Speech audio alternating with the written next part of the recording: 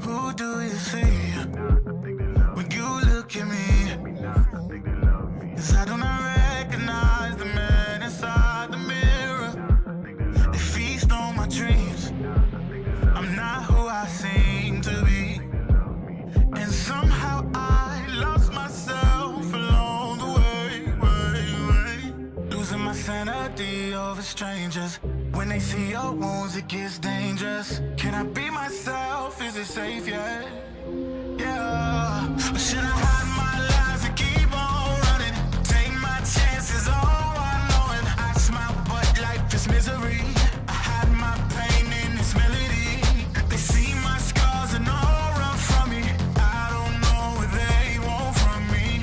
Can I find peace? Yeah, will they finally see me? Can I love myself? Can I love myself? Can I love myself? Can I love myself? Can I love myself? Can I love myself?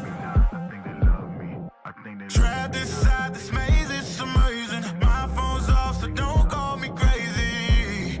I'll show you what you want to see from me. But do you know me? I let the likes in the gram, it controls me. It's like the lights in the camera can know me. Yeah. One day I'll find my identity. For now, losing my sanity over strangers. When they see your wounds, it gets dangerous. Can I be myself? Is it safe yet? Yeah. Or should I hide my lies and keep on running? Take my chances, all unknowing. I smile, but life is misery. I hide my pain in this melody. They see my scars and all run from me. I don't know what they want from me. Watch me do it again. Tell them I can't take no loss. My team hold no L's, no. Aiming for the top, can't make it by myself. I ain't taking no loss. I ain't taking no loss. Look, I'ma always win. I ain't taking no loss. Look, I'ma always win. We already know that Ladies and gentlemen, this is the one, the only Knights at the Round Table. And oh man, this 2025 season has been a strange one so far. But there's a lot to go, folks. A lot to talk about. And of course, we got all the gentlemen we need to talk about it today. Chat, what is up, everybody? I hope you guys are doing good. You know who I'm here with. You know these guys already. Francis, Kev, Christian, what's up? Yeah. What's up? What's going on? Let me just say something real quick. There's like a legit beef with Christian and Kev. It might get ugly. I had to put them next to each other because I'm like, there might be a face-off at some point here. There's a legit beef here, folks. This could get spicy. Yeah, it's like Okay? Walter White said. It's like the New York Yankees versus grade school T-ball. Oh, shit. Kev, can't let him talk to you like that. Not out the gate. I don't Kev, understand. come on, I don't understand Greek. Sorry. Kev, I need you to defend yourself here, Kev. Please, Kev, do me a favor. I'll defend myself with my takes. Is that how you speak to your king? Chat, what's up, everybody? And there, guys, hit that like button, smack that like, hit that subby. You guys know the deal. And ladies and gentlemen, we got everything covered for you today. We're going to do a little review of the first half. We're going to talk about what everybody wants to talk about, the deadline. I saw some banana trades today. And I mean bananas. They just getting Bananas. started. Who's out there looking to trade Jason Dominguez? Bobby. Anybody want to dump out Dominguez already? You know. Well, I tweeted that Bobby Malone has a daily tweet about trading Dominguez, and It seems like a lot of people do. I don't think he's the only one, to be honest. Well, now all of a sudden, Spencer's hitting, and now everybody wants to get rid of Dominguez. Remember last year when nobody wanted Spencer? You think you're gonna trade for a prospect when he's not hitting? What are we doing? Of course, we know that already. And then, guys, we're going to finish it off with an outlook of the rest of the year. So I'm actually going to start this off very easy. The New York Yankees currently are 2 games back in the American League East. Obviously, they would get in as a wild card team. Now, I want to ask you guys this. Are you satisfied with that? The Yankees went to the World Series last year. They went to the World Series. Are you satisfied with the deadline being here? Half the year is gone. And the New York Yankees are in second place. Now, it's 2 games back. It's not nothing crazy. But are you guys comfortable, I should say, with where the Yankees currently stand after just winning the World Series, or going to the World Series, excuse me. Christian, I'll start with you. Well, we kind of touched on this last night when NYYST was live here on the U, that I think expectations have to play a part in how you feel about the team currently at the All-Star break, but also you have to open the book and read the chapters of how they got here as well. So if you would have just dropped me into the All-Star break where the Yankees are in the top wild card team and they're 2 games out of first place on March 31st, I'm taking it. But the fact that we had a big division lead and went through another boon swoon, it kind of sours where they are right now. Am I okay with it? Yes, and I do. But am I happy that they went through the boon swoon again? No, of course not. I think the Yankees should be running away with this division right now, but they're not. But also, like I said, we got to take expectations into play. And overall, I'm okay, but not overly happy, if that makes any sense. No, it does. Francis.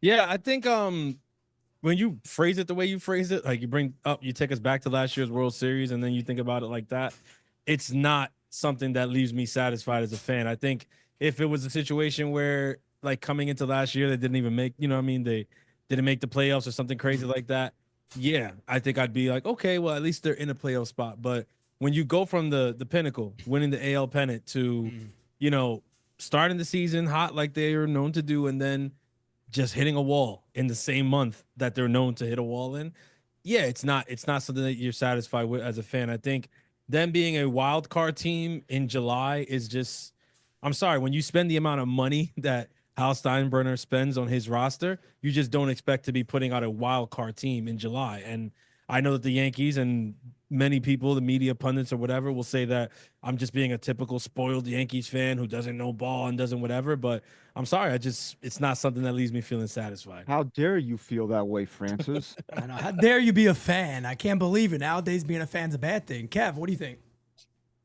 So, I mean, shout out to, we talked about it in the last Bronx or Nothing, I believe Yankee Slut, with coming up with that we've always said that it's happened under Boone a lot. These not a June swoon. Sometimes it happens in July. It's called the Boone swoon. There you go, the Boone swoon. Yeah, because it happens. Sometimes it's June, sometimes it's July, and sometimes it's August. We never know what month it's gonna hit, but you get damn sure it's gonna hit sometime. But yeah, I mean, I have to give it I'm gonna say like a B minus, maybe C plus, because it's like we had an insane lead, man. 6.5. Like an insane lead, and you threw that out the window. Remember in the beginning of the year when we were talking about like, oh, remember trying to win games now because it's gonna come and bite us in the future? Well, it came and bit us very early. So I gotta give it I'm like a man. Like, we could have done way better. I hate the way the Yankees are playing against their division. It's just utterly disgraceful. Like, people can talk about luckily I saw a video today about Michael Jordan, and he was like playing against Utah the year after they beat him in the finals. Like, it was a statement game. The Yankees don't believe in that. They don't care when they went to the Dodgers. They don't care when they play anybody else. It's insane. Like, it's just another game. Well, in all the case it is, but sometimes it's not. Everybody plays up to the Yankees. The Yankees seem to play down to everybody. Pete, can I just say something real quick? Please, go ahead. Kev, I hate that I'm going to say this right now, but you just made an excellent point, okay? Wow. This is big. No, it is. No, because I agree with you 100% that the Yankees don't believe in statement games, and that the Yankees fans are also led to believe that every game over 162 is the same. I fought with dozens of, if not hundreds of people when they were in LA a couple months ago and said this is bigger than one of 162. Oh, and it's just 162. No, this was a chance for the Yankees to kind of, get some of that off their backs and going in there and really facing a team that embarrassed them and talked garbage about them all off season. And what happened? The same thing that happens to the Yankees every time they get punched in the face. They fall on the mat and they stay there. Yep.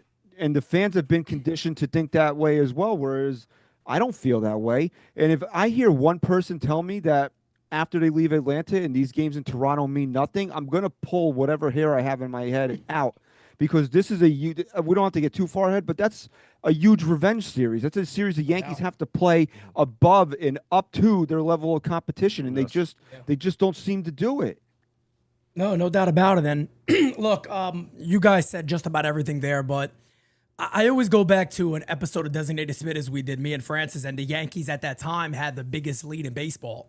They had the biggest lead in baseball at that time. And to see it kind of wiped out the way it is and the way that the Yankees played and how they're now looking up. But let's remember also, too, it's not only Toronto. Boston is right there. Yeah. And Boston's a team that I predicted, I hate saying it, but I predicted they'd win the East and the Yankees would be second. Hopefully that is certainly wrong. But Boston's a team that is coming on strong, and this is why we find ourselves every year saying the same thing, that the Yankees have to win the trade deadline. And I've been on repeat saying this every year. I think I do say it every year, actually. This is the most important trade deadline that I can ever remember. This is the most important trade deadline that I could remember, because this is a team now whose expectations are higher than ever before over the last couple of seasons. They went to a World Series. They were just right there. They were 3 wins away from winning. You can't go back now and sit out a deadline knowing what you have. And you have the opportunity in somewhat of a weak American League. I think the American League's a little better this year. Maybe I'm wrong about that, but I think the American League's a little better than it was last year. I think, obviously, the Tigers are a much better team, but I think Toronto's a better team. I think Boston's better.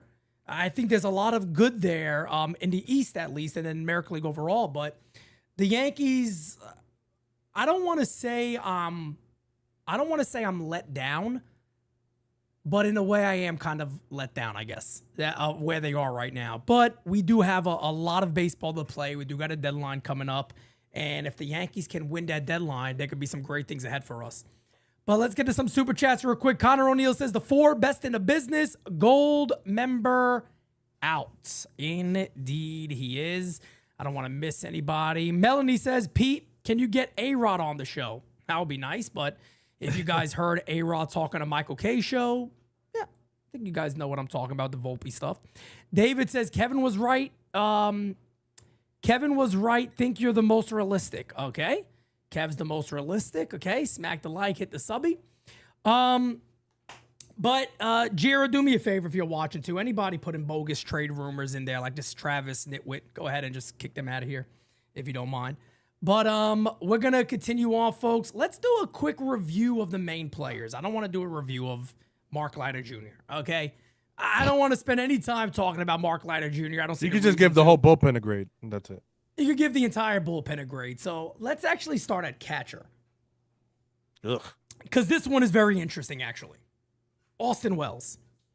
We're going to start with, and chat, play along with us, grades, A, B, C, D, E, F, E, not F, not no E's, F. Austin Wells, what are you guys thinking? I'm going to start with Francis.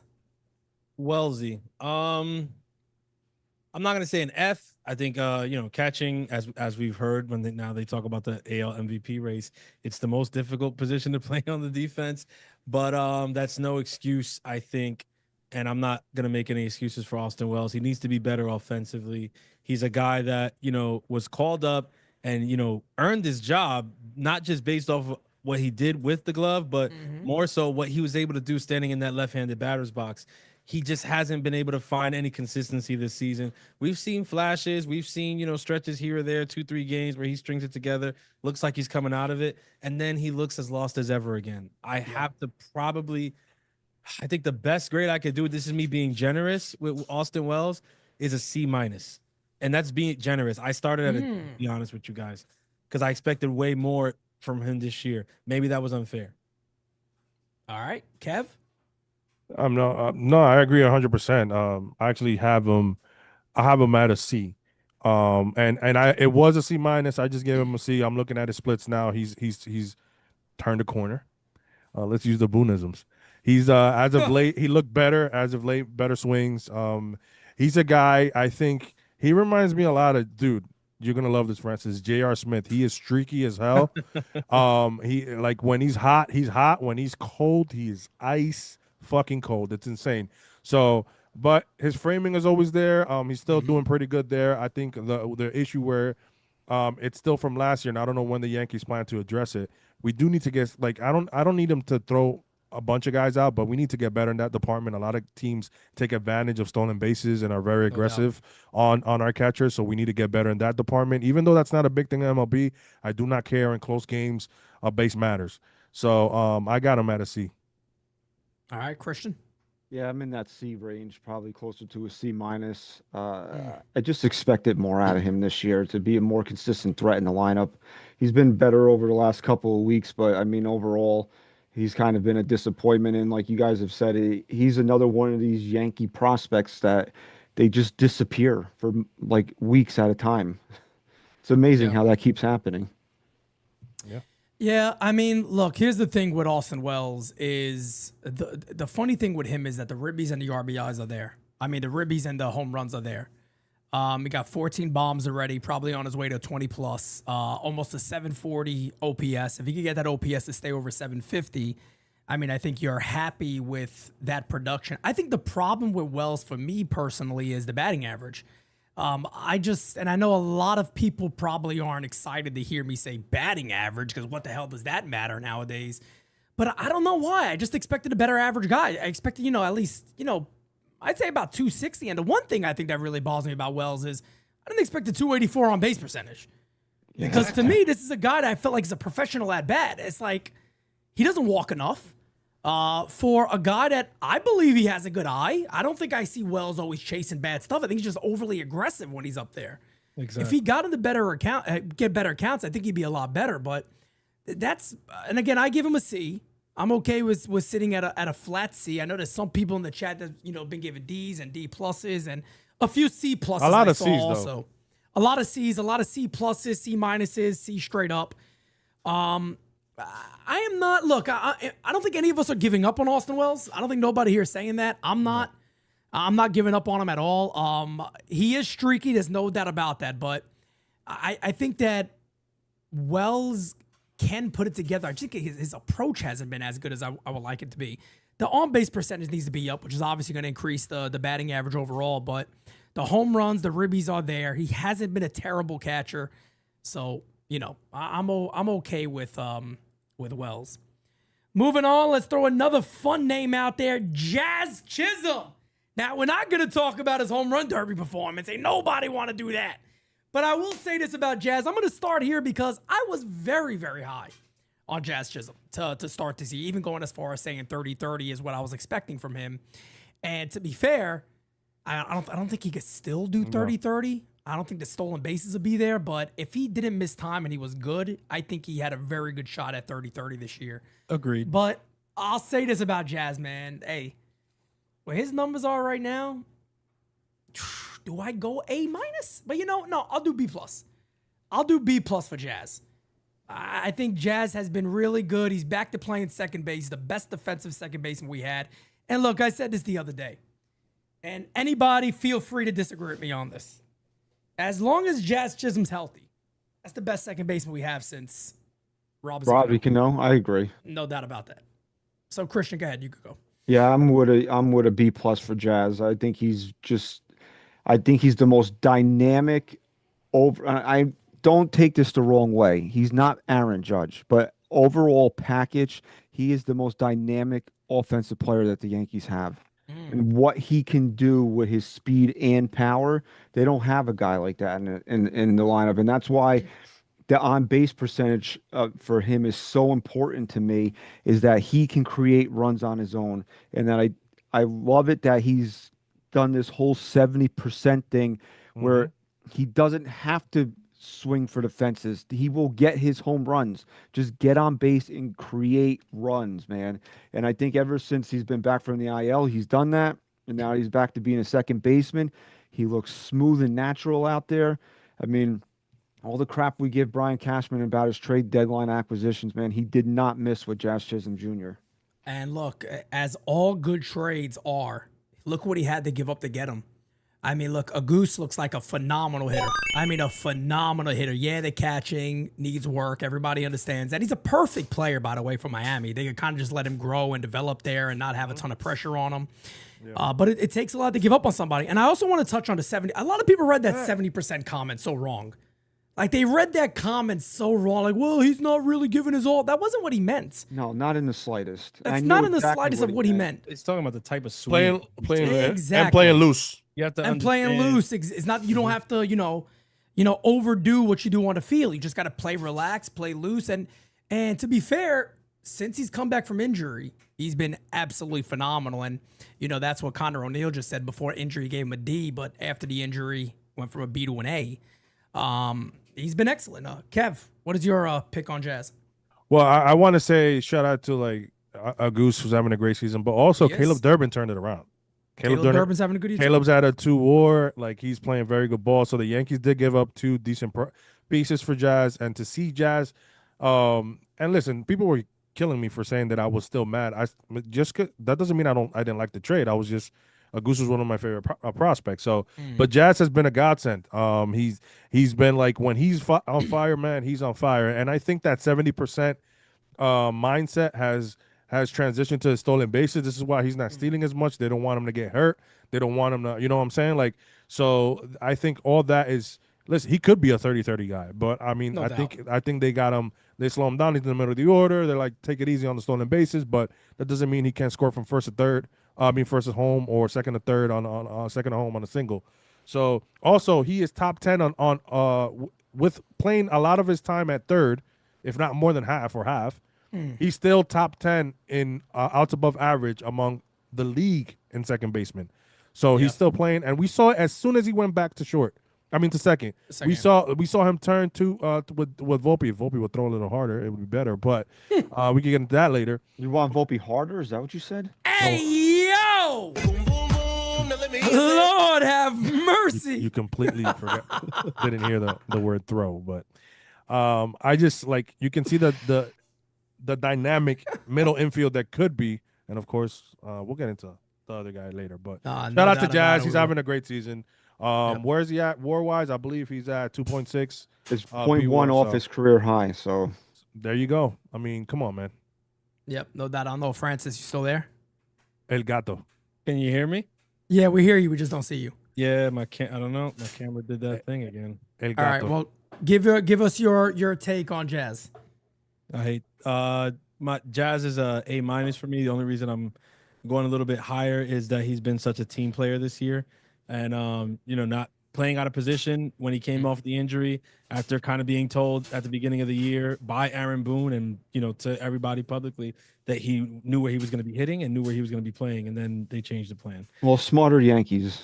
Yeah, Yes. no, again, so I feel like him rolling with that and just being able to be his unapologetic self And be deserves flexible. a little more. So I'll give him an A-, even though I'm not arguing anybody has him at a B+. No doubt about it. Jazz has been, I think everybody, obviously everybody here agrees. I think I didn't see truly what the chat was saying, but I think everybody's been pretty high on. A, B plus is an A is more than. Yep. Nope. Definitely makes sense. Here's a very interesting one. Paul Goldschmidt. So I'll start here. I'm going to give Goldie a B. I'm going to give him a B. I can't go. I don't really want to, because there's a part of me that's like, we got no production out of first base last year. I feel like I could give him an A just because of that. And he's been better. He's been great defensively. But for me, I'm going to give him a B because I just wanted a little more pop from him. Still a guy last year to hit 22 bombs. He could hit the ball so well to right field. I really thought there was a chance you see a lot of line drives going out to right field. You never really got a chance to see that. So for me, it's a B. The defense is phenomenal. It's top notch. I'm with a B with Goldie. Christian? Yeah, I said that last night. I'm with a B for Goldschmidt. I mean, he's just a professional baseball player. I mean, it's refreshing to not have a vegetable-brained first baseman over there this year. And like I said, I didn't think that 350 average was going to be sustainable for him. If he stays right where he is in like a 275, 285 range, and he hits lefties and he continues to save Anthony Volpe from looking like an asshole every time he throws over to first base, I'm fine with Paul Goldschmidt. My only thing is, like you said, even though I didn't think he was going to hit for a lot of power, I want to see more power out of him. He's only got 8 home runs this year. I mean, I hope he gets on a little bit of a power surge here. Yeah, but agreed. doesn't, as long as he continues to hit left-handed pitching, hits with runners in scoring position, plays good defense. I mean, how can we really complain about Paul Goldschmidt? No, I agree. Kev. Now, listen, Gold hit left-handed pitching. He murders left-handed pitching. He's hitting 402 with a 486 on base, a 1.182 OPS against lefties. This man, we desperately needed this type of production from a guy, because if you know the Yankees for the last couple of years, they've been struggling against lefties. Yeah. So it's huge to have Goldie there. I'm gonna give him an A-, because I feel like, yes, the power took a dip, but it's clear that he's made some adjustments. Because for him to hit 350 for more than a month and a half was insane. And like you said, Christian, if he can stay in the 280, 290 range with an on base of 380, 370 like he has now, I mean, how do you not want that with a guy with solid defense? He's not the greatest first baseman in the league, but he's certainly among the better than the average guy. Because I'm looking at outs above average, he's right in the middle pack there, and DRS he's at 2. So I gotta give a minus to Paul Goldschmidt, because we gotta remember this guy is also turning 38. So for him to play this way at that age, I mean, it's huge. What an ending there. Francis, you want to give your rating on Goldie? Goldie, I'm at a B, just flat. Maron. I think what he's been able to provide us offensively, batting, from the right hand side of the plate, which is kind of a spot where the Yankees are a little bit thin this year, is something I think, I have to kind of, give him his, tip my cap to him. I think you guys spoke about the defense. I'm pretty sure I heard you guys speak about the defense already. There's really not much more to say on that. I just think it can't be understated. You guys remember what it was like having Rizzo there. You remember what it was like post Rizzo. Like it was not good at first base. And first base is it's one of those positions on the field where you kind of take it for granted until you have a shitty first baseman. And then all of a sudden you realize shitty first baseman scooping the ball is, how important it is to, maybe bail out the pitcher when the pitcher's not going to get there. Like all that stuff kind of just doesn't, stay on your mind until you see somebody unable to do it. And then it's like, oh shit, it's the World Series. I wish you would have got the first, like, you know what I mean? Like you kind of don't see it. So with Goldie, he's been a steadying presence there. I know he saved the infield from a shit ton of errors. How many errors would Volpe actually have? 83. I think it would be a crazy number. I mean, Volpe's arm, no, not for real. Like, I don't want to bash Volpe. Well, let me not lie. I'll do it for you. I'm gonna bash. We'll be talking about that here momentarily. His arm is like wet spaghetti. There you go. He said his arm is a wet noodle. Hey yo. Yeah, I don't know. Like I'm saying, when you look at the throws that he's been making this year, dude, if Goldschmidt's not playing first base, it's really ugly and quick. And even Jazz, right? Like Jazz, when he was playing third, like that was one of the biggest issues. And he's got the shoulder stuff.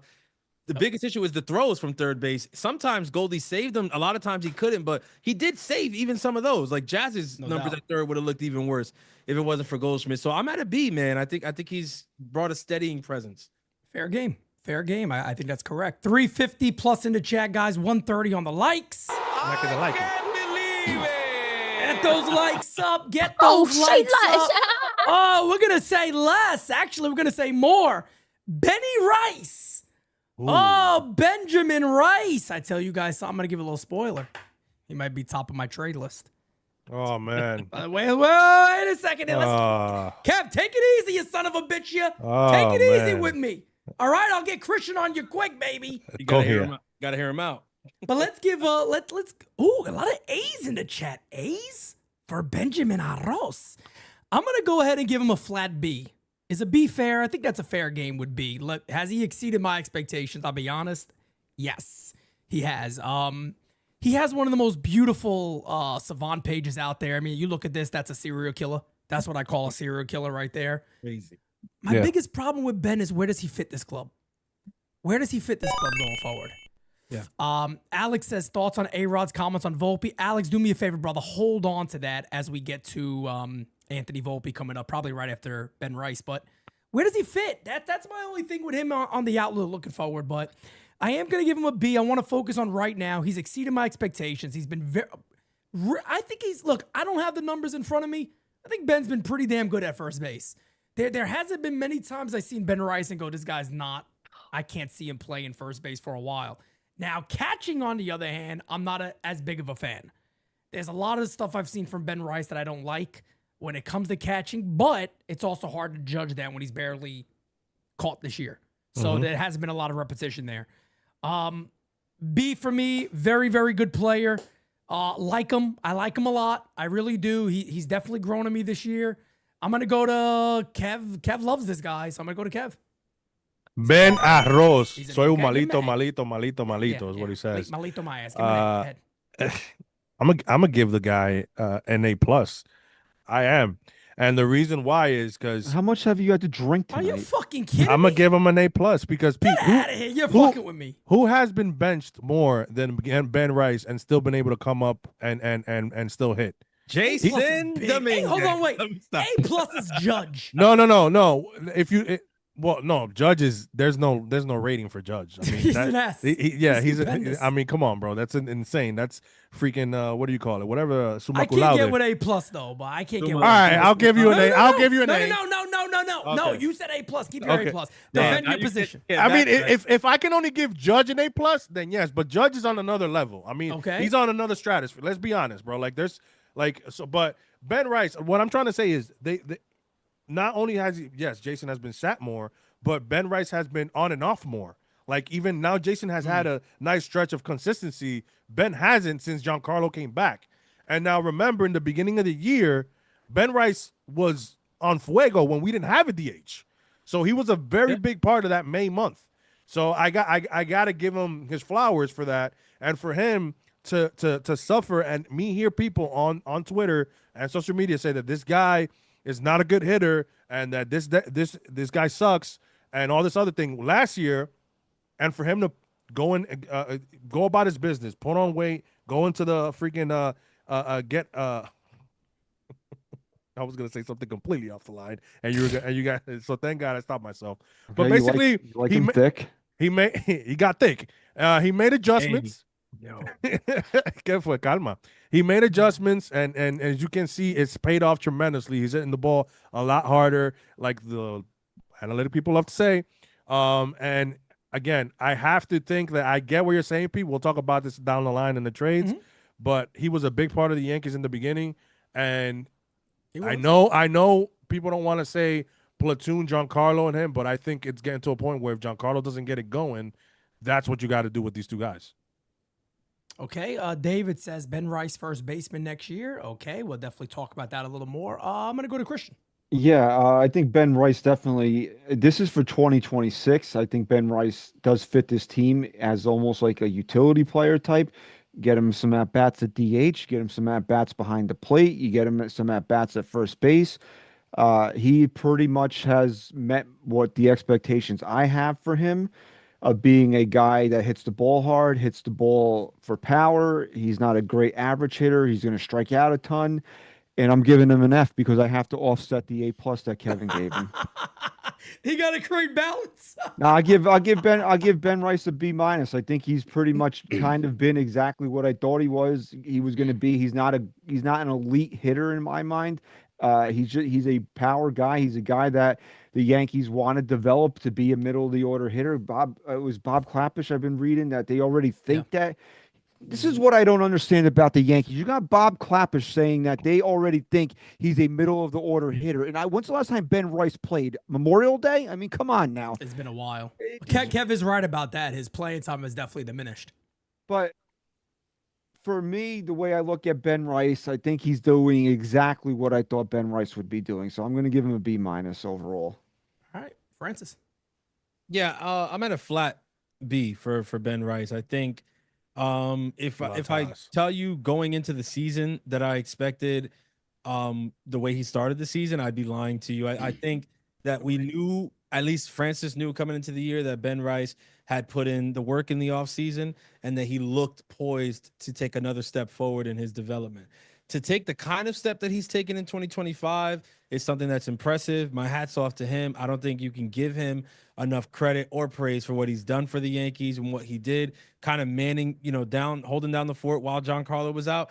I think that's a very tough position to be thrust in as a young player. And, he stepped up big time. I mean, there's some games where he's had, at bats in big moments, and he's had big league professional ABs. And, sometimes that might go by the wayside, but when you juxtapose it, to a guy who's also on the same team, also a young guy, also a prospect with a lot of expectation, and you see that one kind of can deliver and one kind of never does, it kind of makes you appreciate the one who delivers a little bit more. So shouts out to Ben Rice. I'm going to give him a B. I wish that the Yankees could find more playing time for him, more available. I know the availability with him is there, but you made a really good point when you introduced him as a topic. Fit-wise, if I had to grade his fit with the 2025 Yankees, his fit is like a D, and that's the problem. Like, I think he's a puzzle piece that just you can't find anywhere for him to go on the board half the time, and this is why he's out of the game. Now, could we find a place for him with some of the fans in the chat be able to find a place for him to play 5 times a week? I'm pretty sure, yeah. But we don't run the team, and we got to go by the way that this team is run, and the way that this team is run, he a monkey like banging cymbals is who runs the team. Okay, Francis literally just told us when you guys manage the Yankees, you go ahead and make your moves. Lord have mercy. Quick shout out here on Ben Rice. Ben Rice had 7 homers in the month of April. So nobody should, like Francis said, Kev, I think you said it too, that a 940 OPS. And a 940 OPS. I mean, he did tremendous. He really did while G was out. And the Yankees needed power production, and he did provide power production during that time. Now, going forward is going to be very interesting. But everybody, fasten your seatbelts.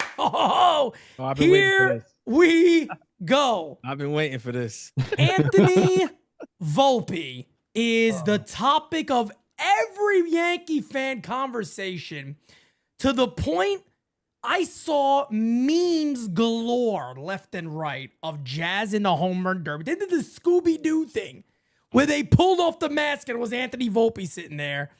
I mean, Volpe is getting torched by just about everybody, whether you agree, disagree.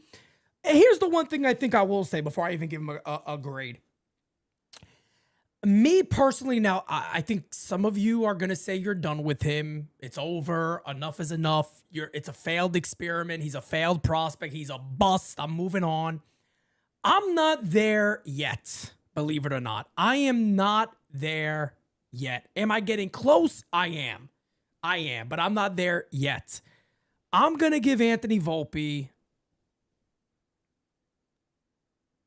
I'm struggling with a D or an F. I really am struggling with a D or an F here. I'm gonna give him a D. I'm gonna give him a D. Kev just wants to give him the D. I'm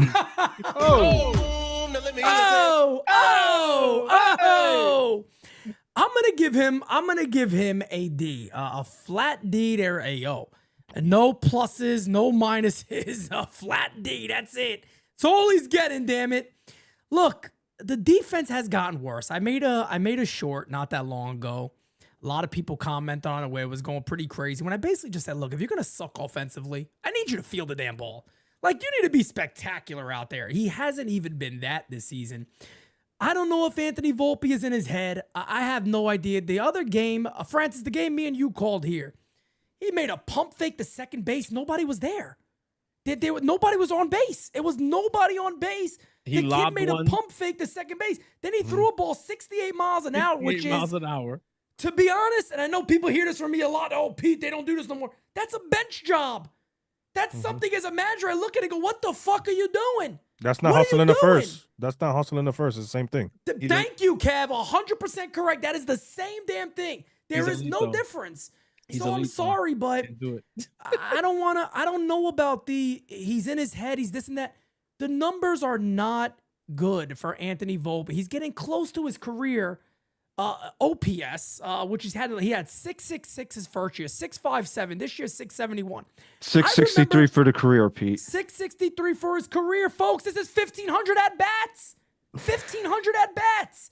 I remember people telling me earlier in the year, and I said, you know what, Francis, we defended him. We said, look, there is some bad things here. The guy still had a 745 OPS at the time. Like, hey, look, that's a major improvement, folks. Hold on a second. Yep. But he has come crashing back to earth in a major way. He's I don't know 15. what to say about him anymore. He's 15 for his last 107. I mean, 15 for 107 over You his got last. guys with one arm that would honestly put up more than 15 hits. Anybody correct me if I say no, Pete, you're over exaggerating. One arm. Aaron Judge swinging a bat with one arm gets more than 15 hits. I'm sorry, he does. Jim Abbott can get more than 15 hits in 107 at bats. And it's the scariest thing about Abbott's. Anthony Volpe is it's not the first time he's done this. This Yeah, he is goes- a regular thing with Anthony Volpe. 439 his OPS is over his last 30 games. He has by the way, his 287 on base percentage right now is Jesus. closing in on his worst ever. And that's how bad he's been. It's closing in on his worst ever. Kev, you know all the WRC pluses and all that, right? He's well below average. Oh, absolutely. It's not even. I'm gonna give him. Listen, I want to fail him because you can't play You can't play mediocre. I'm not gonna say bad, but mediocre defense and not hit as well. That you're known for your defense. The last thing you need to do is stop fielding the baseball. So it's like. But I'm with you, Pete, because I'm like, I want to give Volpe one more year because I want to see if he can bounce back from this. If you look at the way he fielded the first year compared to now, it is night and day. It's insane. When you look at his numbers, truly his first year, they were really good. Now you can argue about the Gold Glove, fielding. but Look at the fielding this year, and I'm not even the most. I'm about to go through that right now. Logical person on this stuff, but it's obviously dropped. I mean, look at this. That's 2024. This is 2025. 2024. Outs above average. He is 29th in MLB out of 35. That's completely unacceptable. See, stuff like that actually pisses me off. Now Gunnar Henderson is worse than him, but it's like my whole Can thing he is hit that. like Gunnar though? Well, no. So that's why you don't have that shit. Trey Sweeney's 22. So Trey Sweeney's having a better defensive year than Anthony Volpe. And my thing is, what I get scared of is the way he answers in the post game. The attitude that he's showing. Like Arrogance. I'm like, dude, you shouldn't be arrogant. You should be like, listen, like just call it like it is. Like the guy you took a picture with when you were 9. Be like, I'm not playing my best. It's the baseball, Greg but Bird 5,000 at bat comment and the Anthony Volpe version. Bro, when he said when he made that bat throw to Jazz, and he said, and they asked him, would he do that again? And he said, unequivocally, he said yes. Yep. I knocked the ball down, and I got to make a play there. Are you kidding me? Like, you ever heard of eating the baseball?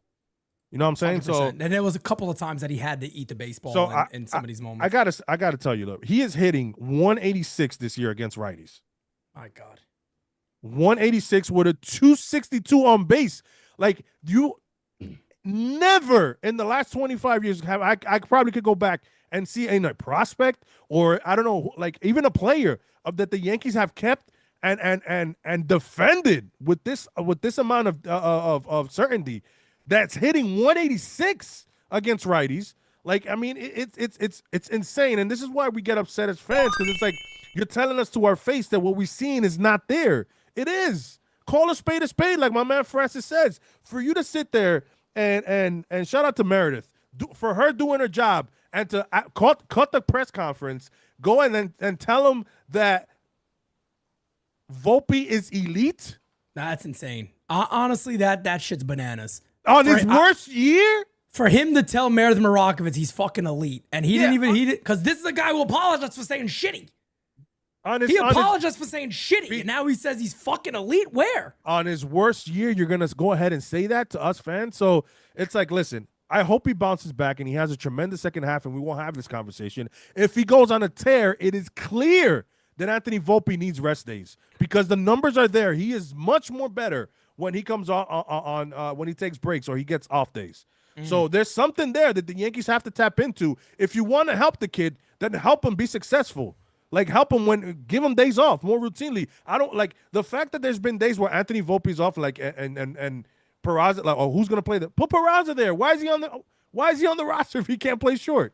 You know what I'm saying? Like, there's one thing that Peraza could do is play shortstop, so he could defend. So I don't want to hear this anymore. Is Anthony Volpe cooked? I don't know. I'm going to give him one more year, so it could be a total of 4, because I want to see if he could bounce back. If he can be the Anthony Volpe of the first year we saw, then at least defensively, and he's a 650, 675 OPS guy, it is what it is, bro. That's what we got until George Lombard's ready. Yep. Francis. All right. Deep breath is out of the way. Okay, here we go. I've been this is the player that I've kind of been waiting to talk about tonight is Anthony Volpe. He's been the topic of conversation for the entire All-Star break, and it's not because he was an All-Star. It's crazy. It's crazy that you can make headlines as consistently as Anthony Volpe has, and it's not positive. It's almost never positive. Whether it's your father fighting fans in the stand or A-Rod giving tips on how you can improve your hitting. I'm going to play that, by the way. Or Aaron Boone defending you to Meredith Marakovits as if she's not even allowed to ask a question because you're just that elite of a shortstop. Arrogance. This that I'm talking about right now, that is Anthony Volpe?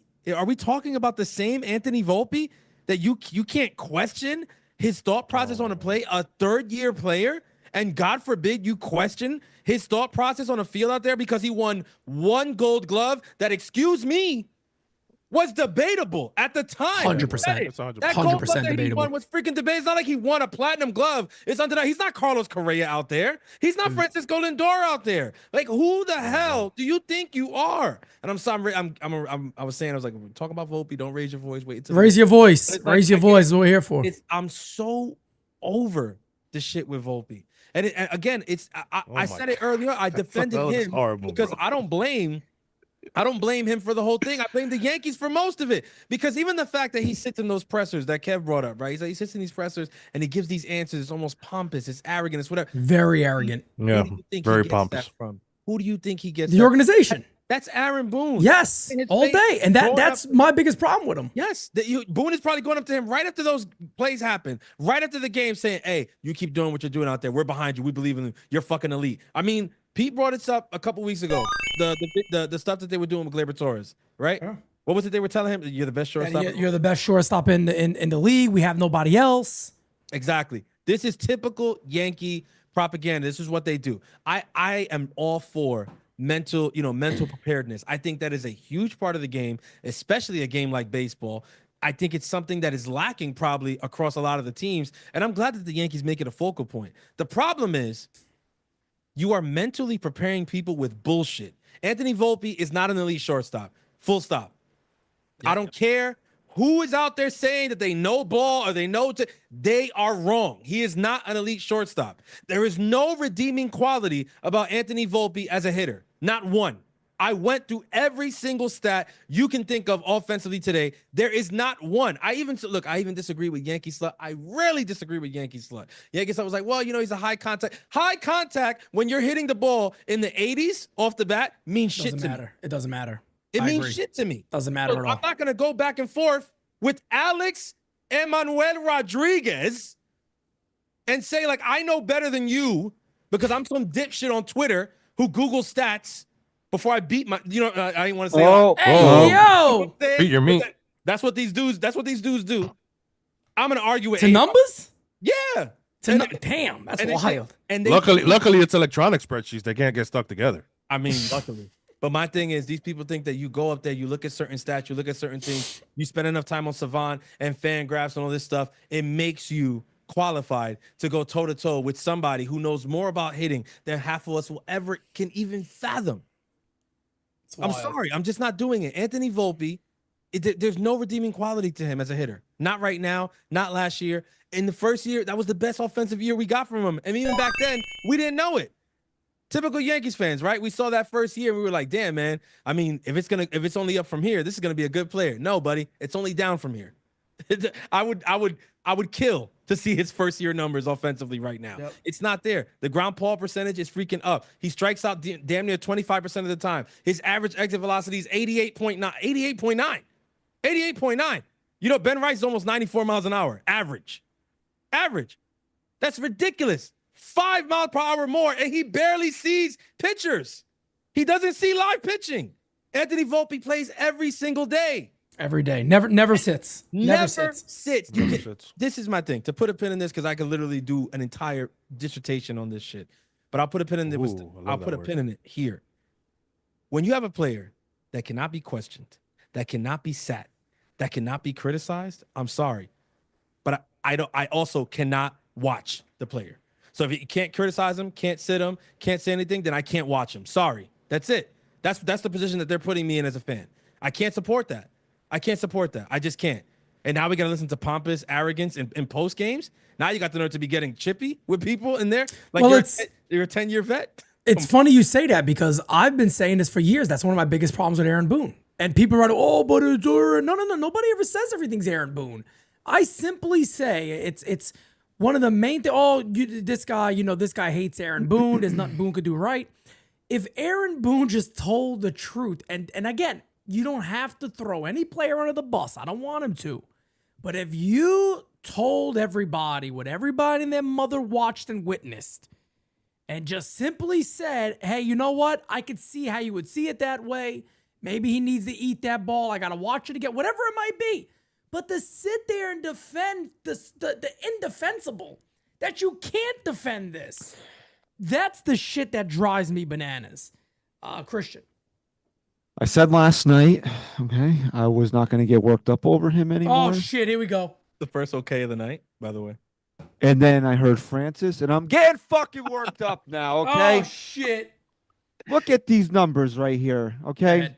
Batting average. We're going to go from 23 to 25. 209, 243, 214. On base, 283, 293, 287. Slug, 383, 364, 384.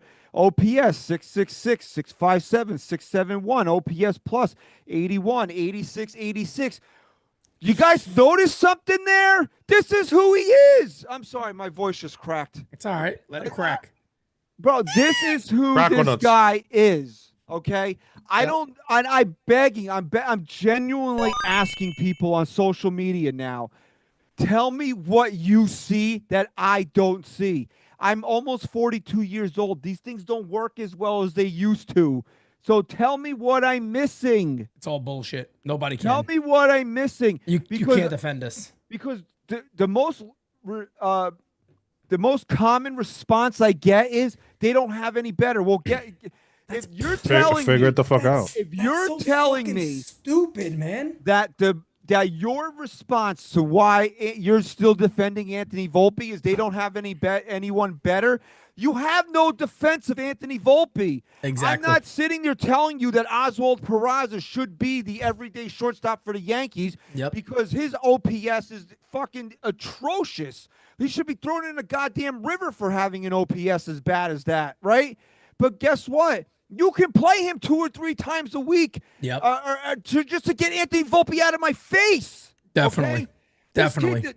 You handed the kid the keys to this kingdom, and all he's done is run the and just run that position into the ground. Shit on it. I'm just losing my mind with the people that constantly defend him. Pete, I send you guys constantly. Oh my God, yeah. The post of the replies I get anytime I post something about Anthony Volpe.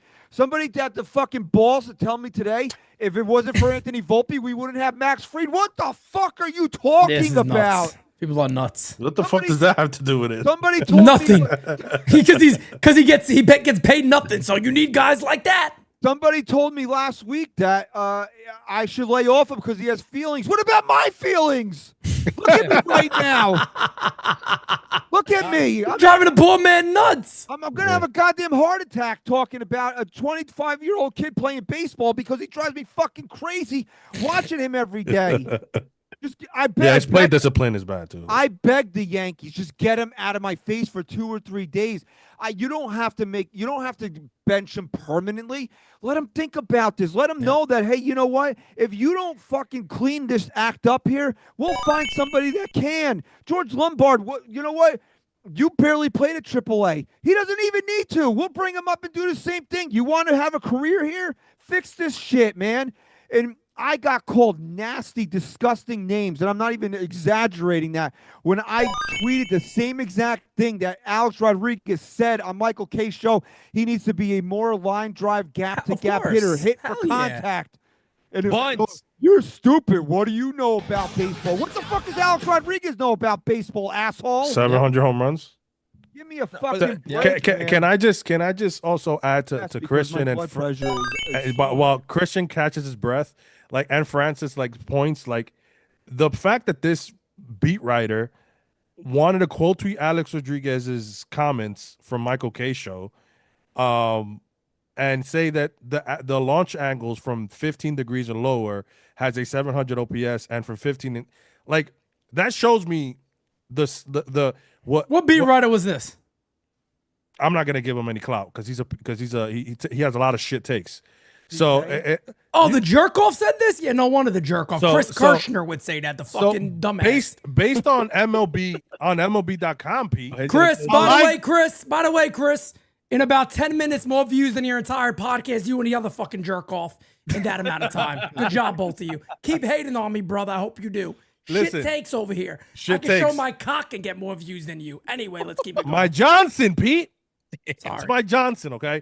Listen, MLB says between 10 and 25 degrees is what a line drive is. For him to take 15 degrees, like, for him to take that and even adjust that to try and make a point, it makes me laugh. Like, and then everybody ran with it. The same guys. Like, listen. Has anybody seen this guy, by the way?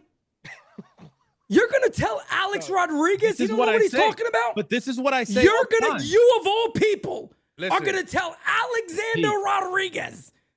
This is what I say, Pete. These are people who wouldn't make Team Jordan. God. These are people who wouldn't have made Team Jordan for our softball event, but they want to tell A-Rod how to play. I mean, Francis, what I'm trying to say, like, listen, I'm never going to tell a Major League Baseball player, you don't know what the fuck you're talking about. What I can say is I disagree with what you're saying because of this, or maybe we should be looking at this. But for you to sit there and say that Alex Rodriguez doesn't know what he's talking about, nuts. like what are we, like, Truly what world fucking do we nuts. live in? Like, when Alex Rodriguez backs up something that I got hate for, I know that I was definitely in the right then. Because you can say whatever you want about Alex Rodriguez. There are a few people on this earth whose opinion matter more to me when it comes to hitting a baseball than Alex Rodriguez.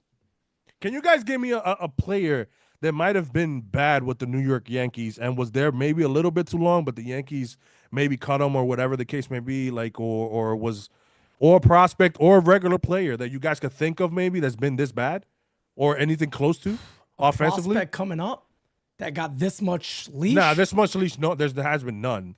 But I'm trying to think of another player because it's Hicks, they gave Hicks a long run. They gave LeMahieu got a longer run than he deserved. Rizzo. I mean, there's been, but nobody from the farm has gotten. Yeah, I mean, nobody coming up that was, again, a top prospect, your number one prospect that even I don't even remember a halfway decent prospect that was given this type of play and just never produced in any type of way whatsoever. And I mean, I know people even bring up the postseason. Yeah, great. He had a great postseason. I'm good. I hope he is that guy. But that gave a lot of people hope for this season. It gave me hope for this season. And then what did he do? What did he do? He just shit the bed yet again. What he did, Pete, and this is the last thing I'll say on it, he's proven who he really is this season. That's what he's done. Yeah. That the postseason was just his random 2-week hot stretch, and here he is back on the milk carton again.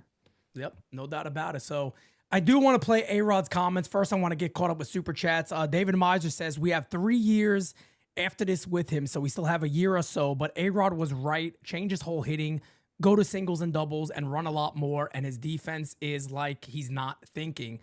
And I mean, some people believe he's in his mind. I don't know. I think we all want to see better from Volpe.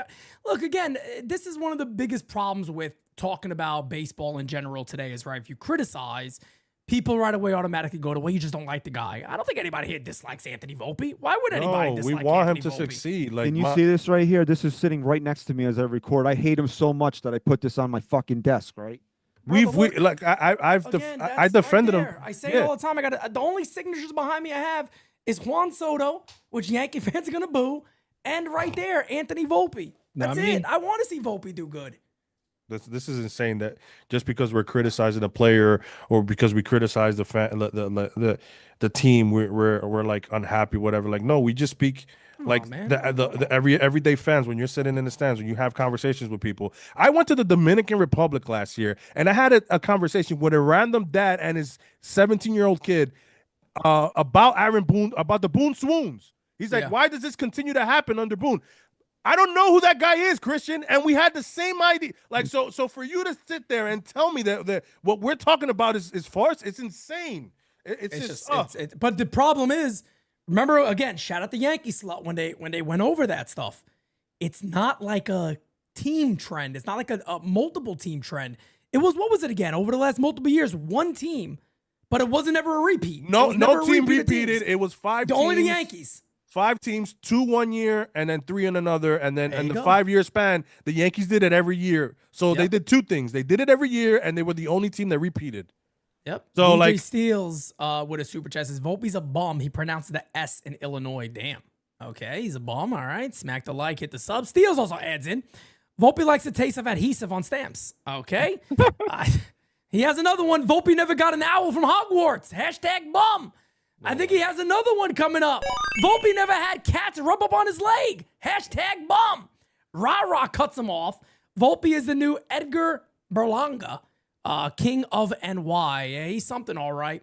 Alex says, I hate the arguments people make. Why don't you play, or have you ever played? Bro, just watch the games. You see Volpe sucks. And I think that's all. Nope, we got one more. David says, Pete, some young players that got some leash that faded out. Andujar, Nunez, and Clint Frazier. Yeah, but they were all injury prone. Those are all injuries. We're talking about a guy that just, the Yankees kind of told everybody, whatever you're seeing is bullshit.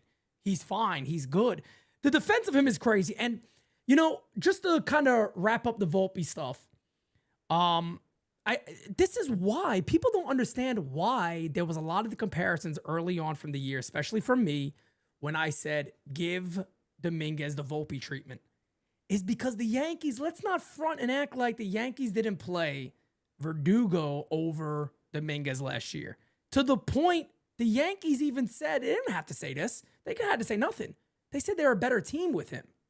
They said that about their top prospect. Have they ever said anything close to that about Anthony Volpe? No, they're telling you right now, no matter what numbers say, no matter what your eyes say, you're wrong. He is great. He's elite. He's in the What middle does of the elite poster. mean? I would have told Aaron Boone, I would have said, Aaron, do me a favor. I'm gonna get with you here. What does elite mean to you? And can you show me where he's been elite, please? Because I want to write about this. I really want to know I want to understand your mindset here. Where is he exactly elite? What can you point to that shows elite? Because you can't do it. He's not. And that's the biggest problem. But does anybody, I'm going to go ahead and play A-Rod. Here's what A-Rod said so everybody could take a listen to that. Are you weirded out by the fact, Alex, that, you know, batting average doesn't seem to matter anymore? Because I know you took a lot of pride in what you hit, the batting average-wise. It seems like, you know, if I hit 40 home runs and I hit 225, I'm cool. Does that bother you that baseball's either progressed or digressed to that point? Yeah, it just doesn't work, Michael. I mean, you can look at all you want. I know the analytics guys are rewriting the rules of baseball, but it just doesn't work. It's not winning baseball.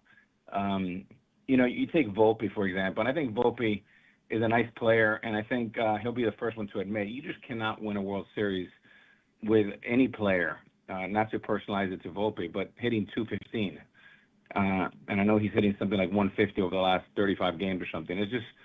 It's not acceptable. And what I would do is you look at Jeter's rookie year. I would trade Volpe's home runs and RBIs, and I would trade them today, right now, for 280 batting average, 10 to 12 home runs, 65 to 75 RBIs, and give me 40 stolen bases and play lockdown defense and become the best bunter on the team.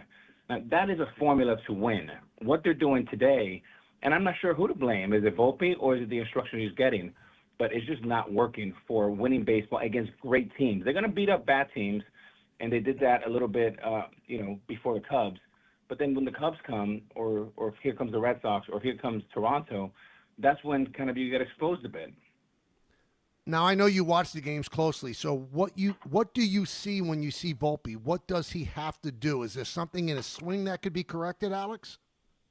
Yeah, look, I think he has a lot of potential. He's not Reggie Jackson. I saw him the other day strike out, I think it might have been Toronto with the bases loaded, and I think it was a 3-2 fastball, borderline strike, But it wasn't the pitch. It was that he ended up in his back knee was in the ground. I remember that. And it was a bit of an uppercut. Yeah, and I'm it's just really saying, bad. with his great legs, you know, my job would be, I don't want to hit home runs. I want to hit low line drives, hit ground balls, you know, all over the place, force the defense to make errors, become an incredible bunter. I like to have, you know, 8 to 12 bunt hits, because a bunt base hit for Volpe is like a double. It's OPS, right?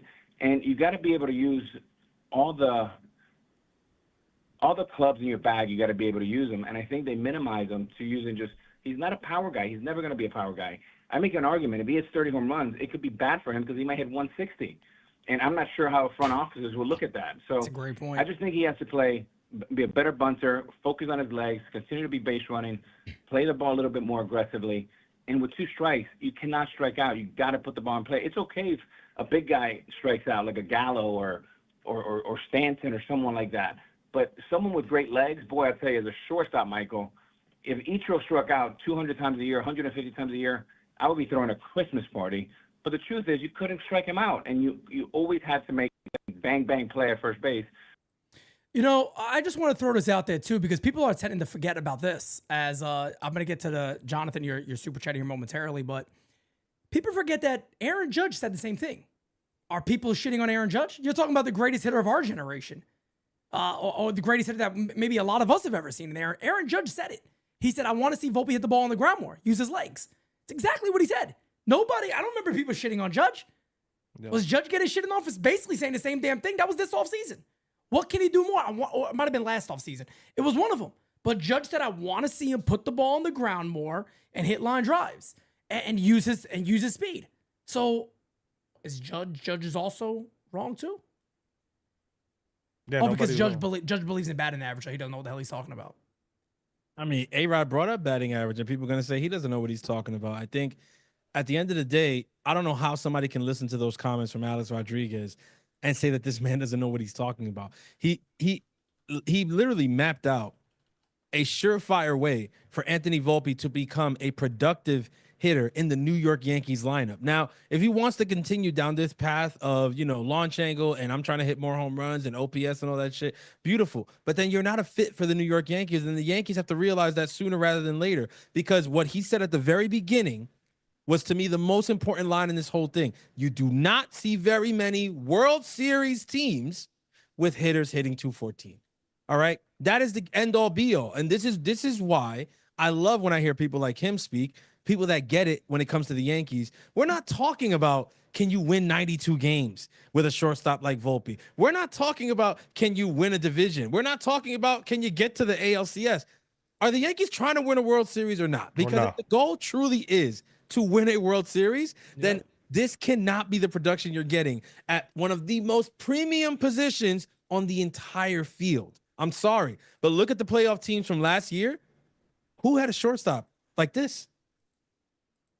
I just want Boone to call Jason Dominguez elite, because based on his metrics, Jason is odds above average Better and chance hitting the DRS. fucking lotto. Well, that's better what. chance hitting the lotto. Well, that's what I'm saying. You're gonna bring the bar down, the Volpe, then bring it down for all your prospects. And they've told Collier about Ben Rice, and they have Jason Dominguez. Yeah, and listen, I just want to tell you, he is hitting in the last 2 months. He's hitting 176. I went to Verdugo last year, bro, and I looked at the worst month he had. He hit 205 with a 270 on base. The issue with Verdugo was he didn't slug, so his OPS is not going to be better than Volpe because he didn't slug. But he never hit 150, 160, and never got this bad.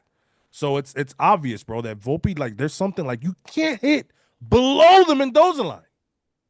Not at all. Yankees, you can. What are we doing? On the Yankees, you can. Oh my god! And you can start every day at shortstop. Well, because you're following a process. If But here's that's the follow, thing. then you're good to go. he gets a process. What does Dominguez get? Nothing. He gets a process. Even Ben Rice, who they speak highly about, what has he gotten? I mean, when Wells starts to struggle, Even Wells, that's JC played a little bit more. That's exactly the point I'm about to make. When Wells starts to struggle and everything like that, JC's looking good. Guess what? JC, you're gonna catch a couple more games. Like, everybody is there. Everybody is available. Everybody is open to this level of scrutiny, except Golden Boy. Yeah, he cannot be. You cannot criticize him. And Can't criticize him. And are we doing? And this is my thing. Again, people might kill me for this. I said it the last time, and they had pitchforks out. I don't blame him for that. It's not his fault that he's above reproach. It's not his fault that he's above. They are the ones insulating him. They are the ones. We got killed for this. Literally. But the crazy thing is, more people now are saying it. More people now are saying that. Now people are seeing it. But I mean, bro, when you listen to that story that Michael K told, and I guarantee you they're pissed that he told that story. Booney probably got super pissed when he heard that shit.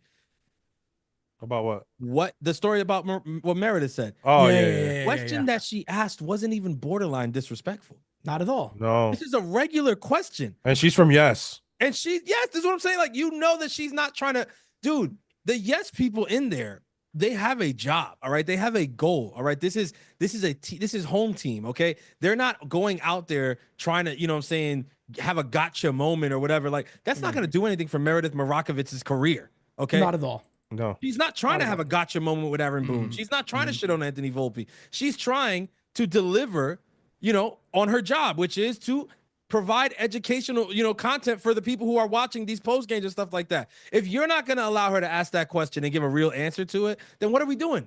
Might as well forego the post game. Forgo it. Can I ask you a question? Can we see this fire from our manager when you're playing a fucking division rival?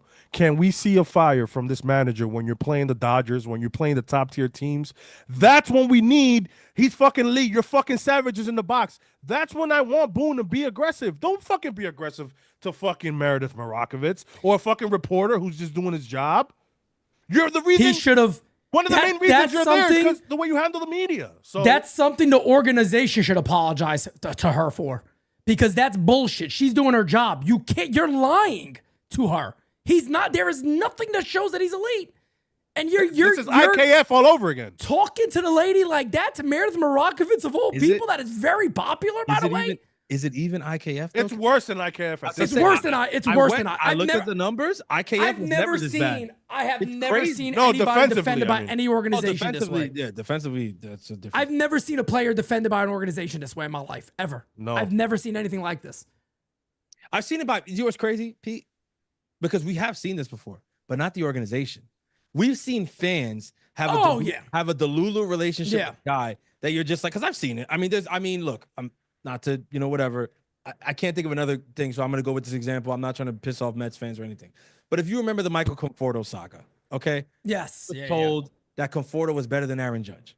I was told he was at one point he was the best outfielder in New York City. I was told I mean the stuff that some, not all Mets fans, not all, but some, the stuff that like Keith were saying on Michael Conforto and Conforto, I was like, they're Delulu. Like, what the hell are they talking about? And I could bring it up with plenty of Yankees. I mean, we're kind of the people who fight with those fans, so it's hard for me to do that there. But I mean, fans doing that is one thing, but why does it feel like Boone, Cashman a year ago when he held that presser, why do they sound like fans? It's true. You're right. They sound like fans defending, you know, a player. And their look, favorite player. It seems emotional. It doesn't seem rational. Robert says Daniel Jones was defended by the Giants this way. Do you agree, Christian? Yes. Fuck yes. That's a very good example. Danny Dimes, the shit. But did they ever call him elite? Well, they tried to say that there were elite things about him.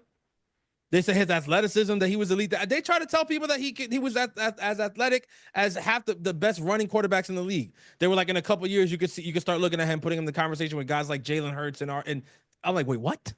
I don't want to talk about Anthony Volpe anymore. I'm sick. I'm done. I don't want to talk about fucking Daniel Jones anymore. Come on, look at this. We're gonna move on from Anthony Volpe. Can I just shout out this comment? Go ahead. Damn, I'm trying. Black Canary said elite, more like delete. Damn. Jonathan Alvarez says, in my opinion, Volpe should contact Dustin Pedroia for some hitting lessons. Never know, he may find success if he starts to hit like Pedroia did. I mean, look, if the Yankees can't fix him, it's pointless to go to anybody else. He's not that hard to fix, to be honest.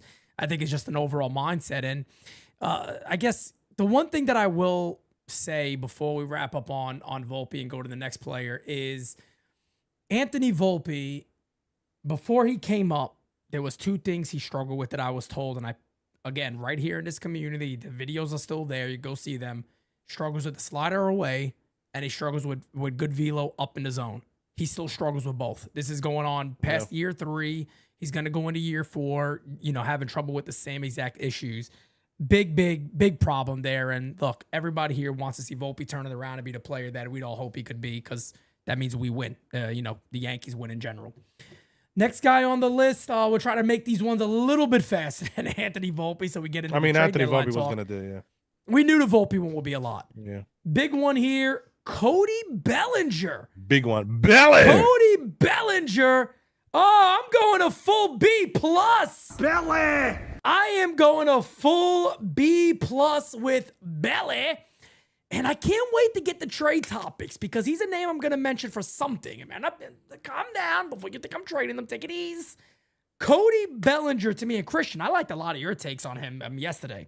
So I'm going to throw it to you. I'm giving Cody Bellinger a B+. I think he's been phenomenal and a really great fit for this team. I'm giving Cody Bellinger an A, man. Wow. Absolutely. Fair game. I love Cody Bellinger. I was super high as Cody Bellinger is on a daily basis, is how high I was on him coming to the season. You all heard me repeat Cody bangs over and over and over again, and that dude is absolutely banged in New York, man. It took him a few weeks to get going here. Yeah, it did. And yeah, it did. Okay, I just said that. You don't have to repeat me things I'm saying here, but I mean, he's hitting 282. The OPS is over 800. He's got 16 home runs. I said this last night. I'll say it again. He's not a good outfielder. He is a great outfielder. If he doesn't make that play in Citi Field, we have no idea how bad that losing streak gets. That's right. I mean, First base, he's good too. And that's what I said yesterday, man. Like, I don't want to see him go anywhere. He holds the option for next year. It's up to him whether or not he stays or goes, really. I would love to see the Yankees and Cody Bellinger work on something to keep him here for the next 3 to 4 years. You can play him in the outfield. He can be your first base solution in the short term.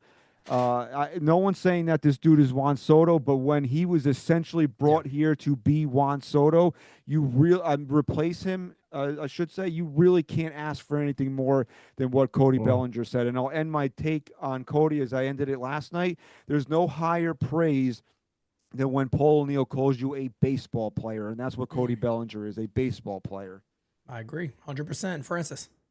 Yeah, Cody Bellinger to me is an A. I thought I was going to be like the super optimistic guy on Cody, but Christian kind of took it there before me. I think he deserves that. I think stepping into this role with the New York Yankees was not the easiest. I know he's a legacy player here and his dad and all that stuff. And it's kind of something that everybody said, oh, if you read the tea leaves from years ago, you knew this would happen. That's all fine and dandy, but games aren't played on paper, and games aren't played by the narratives that precede a player. You still got to show up here. You still got to do the work, and you still got to produce. It's not going to matter. If Cody Bellinger came here and stunk it up, we wouldn't give a shit who his dad was, and that's just a fact. This is one of the few teams in MLB where we just wouldn't care, and that's how we are. Cody came in and has immediately provided kind of a calming presence at whatever spot he's playing, whether it's in the outfield, whether he's hitting before Judge, after Judge, whatever. He's just somebody who I expect to get professional play from, which is why I love, the comment Christian just made about Paul O'Neill calling him a baseball player. It's just good to know that you have professionals in a lineup, right? Because that's what's going to matter. Like I said, this team it's not about what we do right now. It's not about what we do in the beginning of October. I just want to know that I have guys in this lineup that I can trust, that have kind of been there, done that, aren't going to have, the moment feel too big for them. And I feel like Cody Bellinger has proven that he's going to be that guy. Knock on wood, hopefully he stays healthy. I think he's going to be somebody that, really, really has a lot to say about just how far the Yankees go in 2025. I really, truly believe that. And I also like the prospect of him playing first base. I don't know if that's where we're going to go later, but Potentially. If I don't say that again, I wanted to make sure I get that out now. I also look at him as an option there too. And that's another reason why I grade him so high. And before I go to Kev real quick, David Miser adds in Bellinger's an A and question, does he sign an extension? We'll probably talk about that a little bit when we get the trades and stuff like that. But Kev, go ahead. I'm gonna give my guy an A-, and the way he started is completely different as he is now. Yes, I have tweets about playing Jason Moore in the beginning because he had a 530, 540 OPS in the beginning. And my whole argument with that was against lefties, Bellinger's better. If you're going to sit Dominguez, sit him against a lefty when he's struggling batting righty. So it wasn't about that I hate Bellinger or anything like this. It's absurd that people keep trying to hold that shit against me. I'm just gonna say, like, he's at a 3 war now. He's top 3, I believe, in left fielders and out above average. He's in the top 20 out of 100 plus outfielders and out above average in the entire outfield, because he's played for us left field, center field, and right. He's played all over the place. He's played first base. He has the flexibility that Cody Bellinger brings in every position defensively is highly overlooked, I think, because I mean, again, lately he's on fire. He's been hitting 300 guys in the last 3 months. So the dude is raking. He's playing insane defense. He's all over the place. I gotta say, I think Jacob Producer said this in space earlier. He's been as comfortable as he looks since he's been a Dodger as a New York Yankee. And we'll talk about this later, but I think the Yankees should rework his deal and maybe he stays here long term. I mean, Wow, big praise. The flexibility, bro, that he brings, bro. I mean, Yep. Miguel Batista adds in, if Gino Suarez not available, the Mets need a center fielder, and the Yankees need a third baseman. How about Grisham for Beatty? Well, I think let's hold off on some of that talk and we'll get there. Miguel, I appreciate you, man. We'll talk about all that stuff here momentarily. And I want to kind of fly through one guy here. Do we even have to talk about Aaron Judge? I don't think so. MVP. It sounds bad to say, but you don't have. Come on, like we said it. I think he just keeps getting better. Exactly. I mean, I don't know. I don't think anybody needs to say, "Hey, I'm an A+ or like Kev said." Is there even an A+? There's no level. No, for him. his on his grade is MVP. There you go. His I grade like is MVP. I love it. We Finally really don't said gotta something spend good. time here. Hey, yo, Not your take it mother easy said. over there. Oh shit! You say something about my mama? Oh shit! Here we go. You know, William Henry, I liked Superman for him until I saw the most recent movie. Oh shit! Yeah, please not. I don't want to talk about that dumbass shit. I don't know. Listen, if you see the movie, I don't know. I don't know if you want to compare that iteration of Superman to Aaron Judge. No, you don't. That's not Aaron Judge. That's not Aaron Judge. Anthony Volpe, maybe Anthony Volpe, Aaron Boone, yeah, but not Aaron Judge. Old Star says Judge, no better player, teammate, husband, son, brother, father, or friend, but he's a cream puff. Wow, captain who has no clue how to apply to spur and lead. This team should be terrified of letting him down. They're not, and that's his fault. I would say there's two things. I hate that narrative so much. I would say there are two things that fans do say a lot. One is that, is he a good captain? And two is the postseason. The postseason stuff is fair. You can't That's argue fair that. game. Yeah. The captain stuff, I don't know, to be honest. I think there's certain times where I would like to. I think we're basing a lot of that off of post-game comments. When there's some of the stuff in post-games, we're like, come on, Judge. Like, brother, it's not another day. You guys are on a bad streak. That can be admitted. You're not doing nothing wrong by not admitting that. I think that is where a lot of fans see that and go, well, if the best player on the team is saying this shit, no wonder why they're so delusional. Mm-hmm. That's where I think it comes the from. Clubhouse and get brainwashed with this shit, though. It's not 1998 anymore. And so a lot of people don't understand. This is how the Yankees are programmed, whether they're Aaron Judge or anybody else that comes walking through that clubhouse. And I hate the idea that he's not a good leader. Why? Because they haven't won. And so it's all, some of it's his fault, some of it's not his fault. But I mean, what do you want him to do? Did Derek Jeter punch somebody in the face when they weren't hustling? No, he didn't do that shit either. No, that wasn't him. No, Jorge. That was Jorge and Tino. And I've said that before, and that's what the difference between him and Judge as a captain is that he had his enforcer. He had his consigliere in there in Jorge Posada. Who's that guy for Aaron Judge? He doesn't have one. No. Yeah. All right, let's move on from Judge. I want to go to Grisham really quickly because I want to finish up with the Martian Jason Dominguez. Trent Grisham, to me, C+. Who's B-. I'm B-. Flip a coin. I'm going to go B-. Yeah, I'm Judge? B-. Is this Grisham you said? Grisham.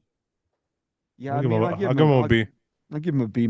He's playing out of his world, honestly. Yeah, I'll give him a B. I think that's fair game when it comes to Trent Grisham. I got a feeling his name might come up a little more as we get into trade stuff.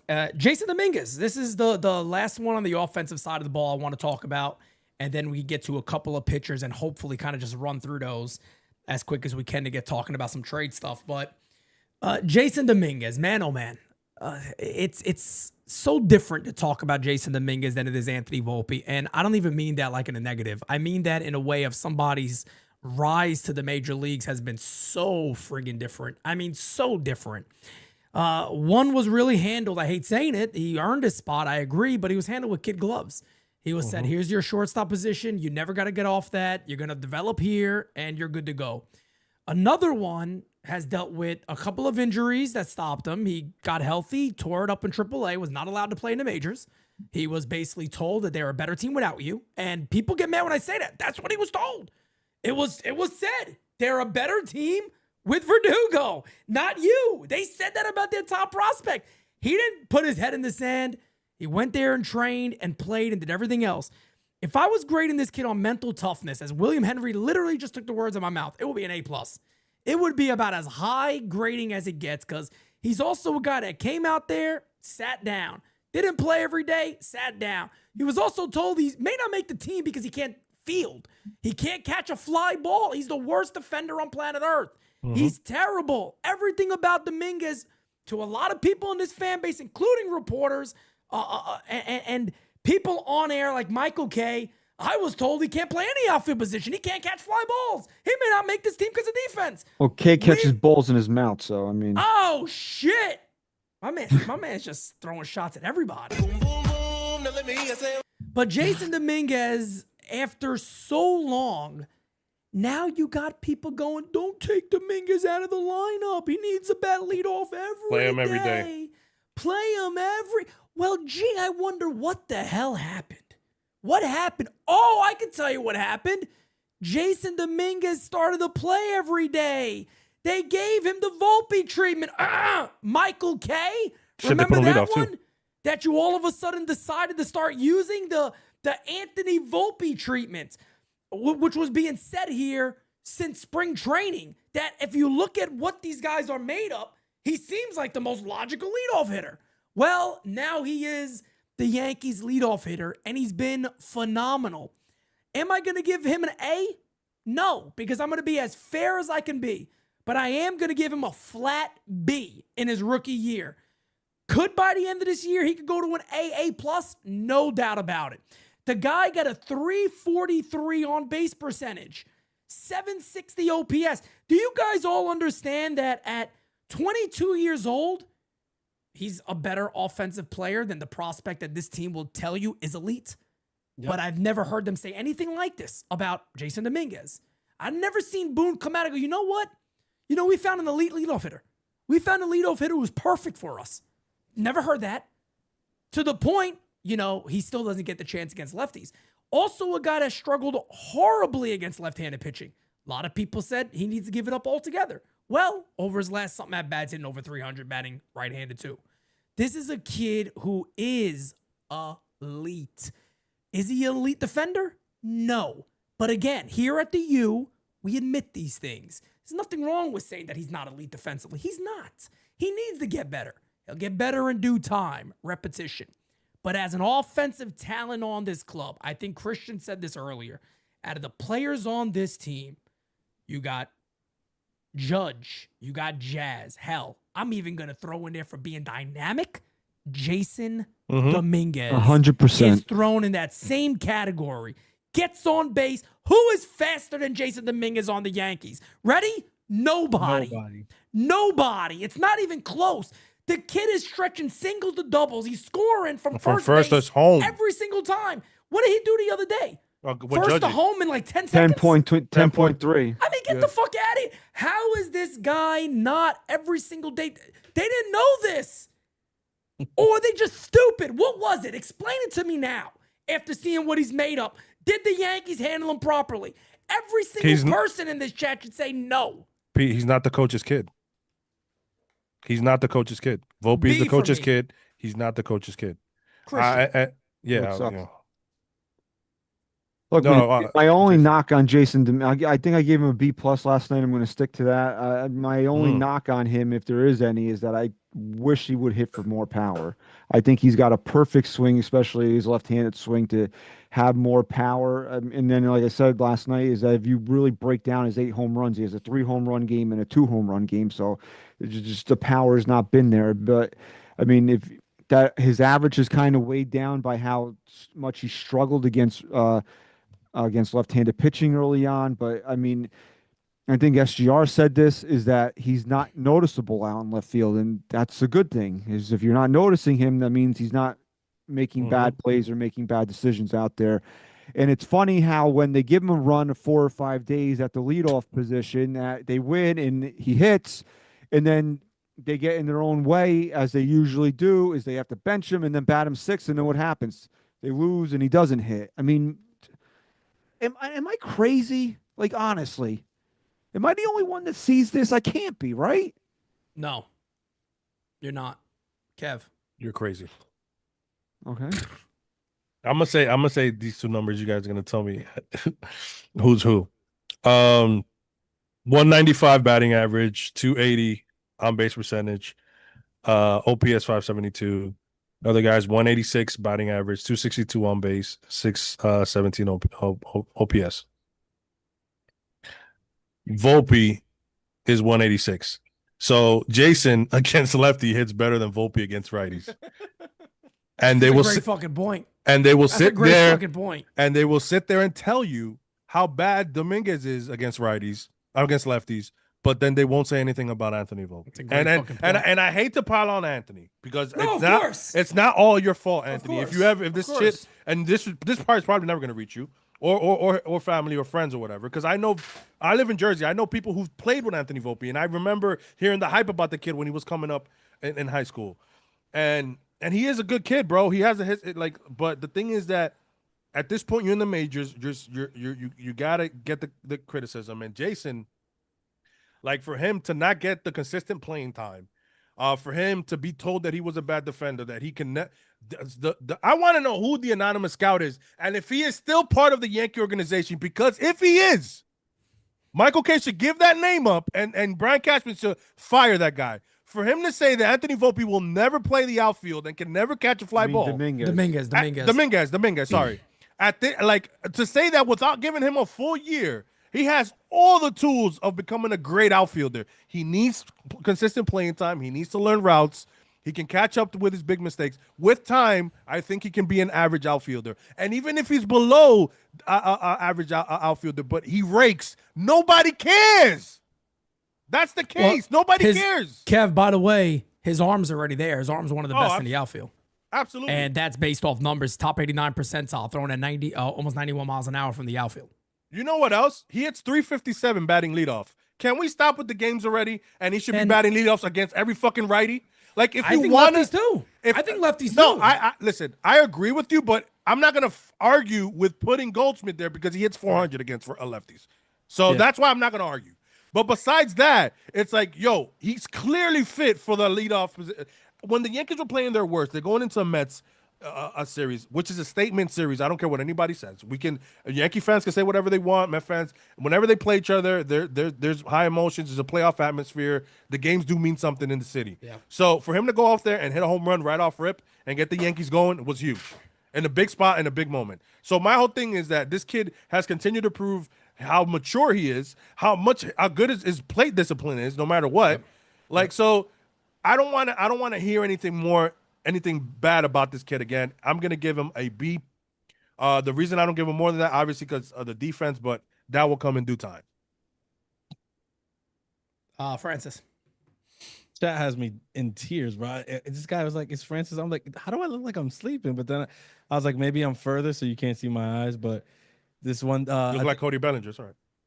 Mach. I think that's the joke that Mach made. He's did something. What he said? Somebody said you're dreaming about Gray Bush. Yeah, it got crazy, but Mach said something funny. He said Francis was hanging with Cody. No, man, Dominguez, you guys are funny.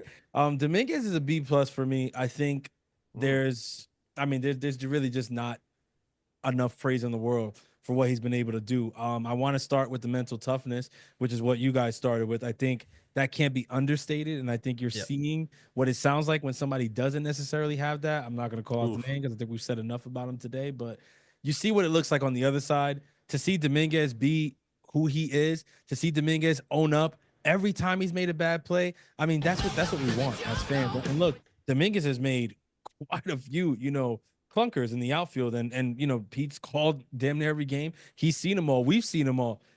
I've never heard him in a post game say like, yeah, but that was a lot harder than it looked on live TV. No, I've always heard him kind of say like, yeah, I'm trying to get there. I'm trying to get better every day. I did try to make the play. Like, you know what I mean? Like admitting that, yeah, I fucked up. I didn't get to the ball. I didn't do this. I didn't do that. Like just taking it in stride. Like, yeah, man, I messed that one up. I'm trying to get better every day. You know what I mean? That's all I want really from a young kid. But to see it with somebody at 22 years old who lost a whole year of his development due to COVID and still found a way to make an impact on the major league club a few years later at just 22. It's crazy to me, man. Jason Dominguez is a guy who I look at, and I'm just excited just thinking at the possibilities of what this guy can be in the future when he really comes into his own and becomes, the player that we know that he can become. Like, this dude is literally only 22. Like, what is he going to look like at 25, 26? Like, this dude, we could be talking about a completely different, otherworldly level of talent here, and we're just seeing the beginning of it. Look, That's why I'm also shocked by all the trade talk among Yankee fans when it comes to Dominguez. well, the propaganda machine does a really good job at what they do, man, and they kind of make people believe that somehow Jason Dominguez is expendable, but other guys aren't. And I'm sorry, but I for one don't see that. I don't see how a switch hitting leadoff guy who's gonna hit for decent average, great on base, great slug, and like I just don't see how you walk away from that trade that at 22. We'd be idiots to do that. Like we'd be literal idiots Facts. to do that right now. I'm sorry. There's like maybe 3 names on a paper that you could show me on the other end of that deal that would make me comfortable with trading a Jason Dominguez. And none of those 3 guys are being moved. I just don't see that. But to finish with Dominguez, man, my favorite thing about him is it really doesn't matter like where you put him in the lineup, where you put him. Like he's just, what I'm saying? He still has the same smile on his face. He still has the same excitement. He's still into it. That's what I like. I love that. Like that's a team. Nothing affects him. No, Nothing affects him. It's crazy. I love that because Aaron Judge was asked over the All-Star break, 3 players that he misses, right? Like 3 former Yankees that he misses. He brought up Tyler Wade. And one of the things he brought up about Wade was he's like, this guy's a guy who always had a smile on his face. Like whether he was in the lineup, not in the lineup, you know what I'm saying? Playing here, playing there, hitting here, hitting. He didn't care. Like he just kind of was like a happy dude, like ready to go, ready to play ball. And I kind of see that in Jason. Yeah. And I wish more people did because I see that in him. That you know what I'm saying? He just seems like somebody who's like, man, I'm here to work, man. I'm trying to get better every day. And I mean, that's all I want. Who was the 3 players he named, by the way? Soda, one of them? CC was it? CC was one of them. It was CC. Fucking liar. It was CC, Tyler Wade, and Tyler. Oh, Brett Gardner. And Gardy, right? Yeah. I like Gardy there. CC, come on, Wade, Judge. and Gardy. Yeah. Soto needs I to don't know replace about. Wade. Yeah, I don't know about Tyler Wade. Yeah, but CC and Gardy. Yeah, Well, but they're close friends though. They are close friends. They are. They're really good friends. You remember how that is. And Judge is big on his friendships. All right, so let's do this. I hate that I kind of have to overlook. Los. I hate that we have to overlook starting pitching, but I'm gonna have to overlook starting pitching a little bit. Can we just give a grade without going to major detail? Because I really want to get the trades. Yeah. And I want to wrap up a bit before 11 o'clock. Max Fried, A+ for me. Francis. Yeah, A+. Kev. A+. Christian. A for Ace. A for Ace. I love it. Carlos Rodon. Oh, I'm excited I could talk about that one all day. A. He's an A, man. He's an A. I'm super proud of that guy and the bounce back he's had. He's an A. Kev. I'm gonna give him an A-, just slightly for the last hiccups he's had a little bit. He talked a little bit about 7 shutout innings. I know before that. You know what I'm talking about. It's a couple of games that I wanted him to not just fluster, but he talked about it. His adjustments, and he'll make adjustments in the next second half. So A- for Los. Christian. All aboard the Rodon resurgence. Choo choo. Let's go. I love it. I mean, you know what? You know how I've been up and down with him and mostly down, but I mean, I love the way he just put his balls on the mound at Yankee Stadium on Friday night, man. And I'm giving him against a damn good team. Yeah, dude. A- for Carlos for this for the first half so far. Oh, I know Jira's saying an A for Los. She loves her Los. Francis. I'm an A- too. A lot of the same reasons Kev mentioned. I think obviously he's right up there in the A's, which is solid for him, but still some of those games where you'd like We're to big see him games. Yeah. not make the same mistakes that he kind of gets himself into. But Yeah. like you said, or somebody just said, he's saying all the right things. He knows, he's identified it. I don't see any reason why at the end of the year that A- can't be an A+, honestly. Okay, really quickly, Will Warren, I'll say a B-. Kev. Yeah, I'm gonna go with a flat B because he came out of nowhere in the big spot when the Yankees needed him, when they went down with a couple of guys. And he has shown like games where he can be real good. He's a young kid, so I'm not gonna kill him, but coming in a big spot when the team needed some innings and did provide some good games in there, a couple of bad ones. And his strikeouts are something good. So I'm gonna give him a B. Okay, Christian. Yeah, would it be with Will Warren, man? I think as a Yankee fan, you have to ask yourself this question: are you unhappy with his development as a starting pitcher this year? Great point. Yep, agreed.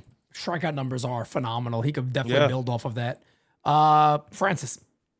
B-, and the only reason it's a minus is just I'd love to see him not walk 8 and 9 hitters as much as he does. Yeah. So true. That's when he gets in trouble. That's definitely when he gets in trouble. Literally, if he is able to work on that even a little bit, B+ probably for the end of the year. Let's go with the overall bullpen as a whole. This is kind of a tough one because it's such a bad and a good bullpen in some spots. Let's see for To Clutch me, Smith. can I just say the elite of the bullpen for me would be Fernando Cruz.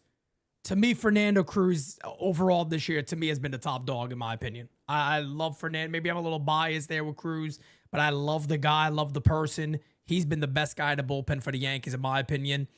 Most consistent, at least. But overall, I'd give them... I'm going to be a little harsh, man. I'm going to give them a C-. I'm going to give the bullpen a C-. I think I'm being a little harsh there, but I am because Devin Williams, fair game. Devin Williams has been great as of late, but he was terrible to begin. And some people go, well, he's been a slow start. I don't think he's been this slow of a starter ever in his career to be as bad as he was with the Yankees, to the point I don't know if he was going to make it with this club. It looked like there might have been a real, mental thing with him. But I'm going to go ahead and say a C- for the Yankees bullpen overall. Francis, I'll go to you next. Yeah, I'm probably a little. I'm D+ on the bull. Damn, I thought I would be the lowest. Yeah, Shit. honestly, again, we're not going to go too in depth here, B+ is a but lot. the one thing I can say, the reason that the grade is so low, just a lot of times too many horrible pitches in the worst of spots, and it's B+. crazy because like it's so often the difference between a win and a loss with them, and Yeah, I get true. it, their margin for error is much lower, but I mean the Ian Hamilton pitch coming into the break, that one sticks out. The Mark Leiter Jr. in that Arizona series sticks out. Like there's pitches that I have like burned into my brain from this season from some of our bullpen guys, even a Tim Hill outing, a Weaver cookie that it's just, I mean, God, sometimes they just cookies at the worst possible time, and it almost always ends up in a ball going over the fence and a Yankee loss. So D+. All right, Christian. I'm gonna go just a solid C for this bullpen, which is really just not good for how the Yankees usually develop these bullpens. I mean, when Tim Hill is the most, and I love Timmy Hill, don't get me wrong, when he's your most consistent reliever throughout the course of the season, that's not a good thing for you. Yeah. Kev?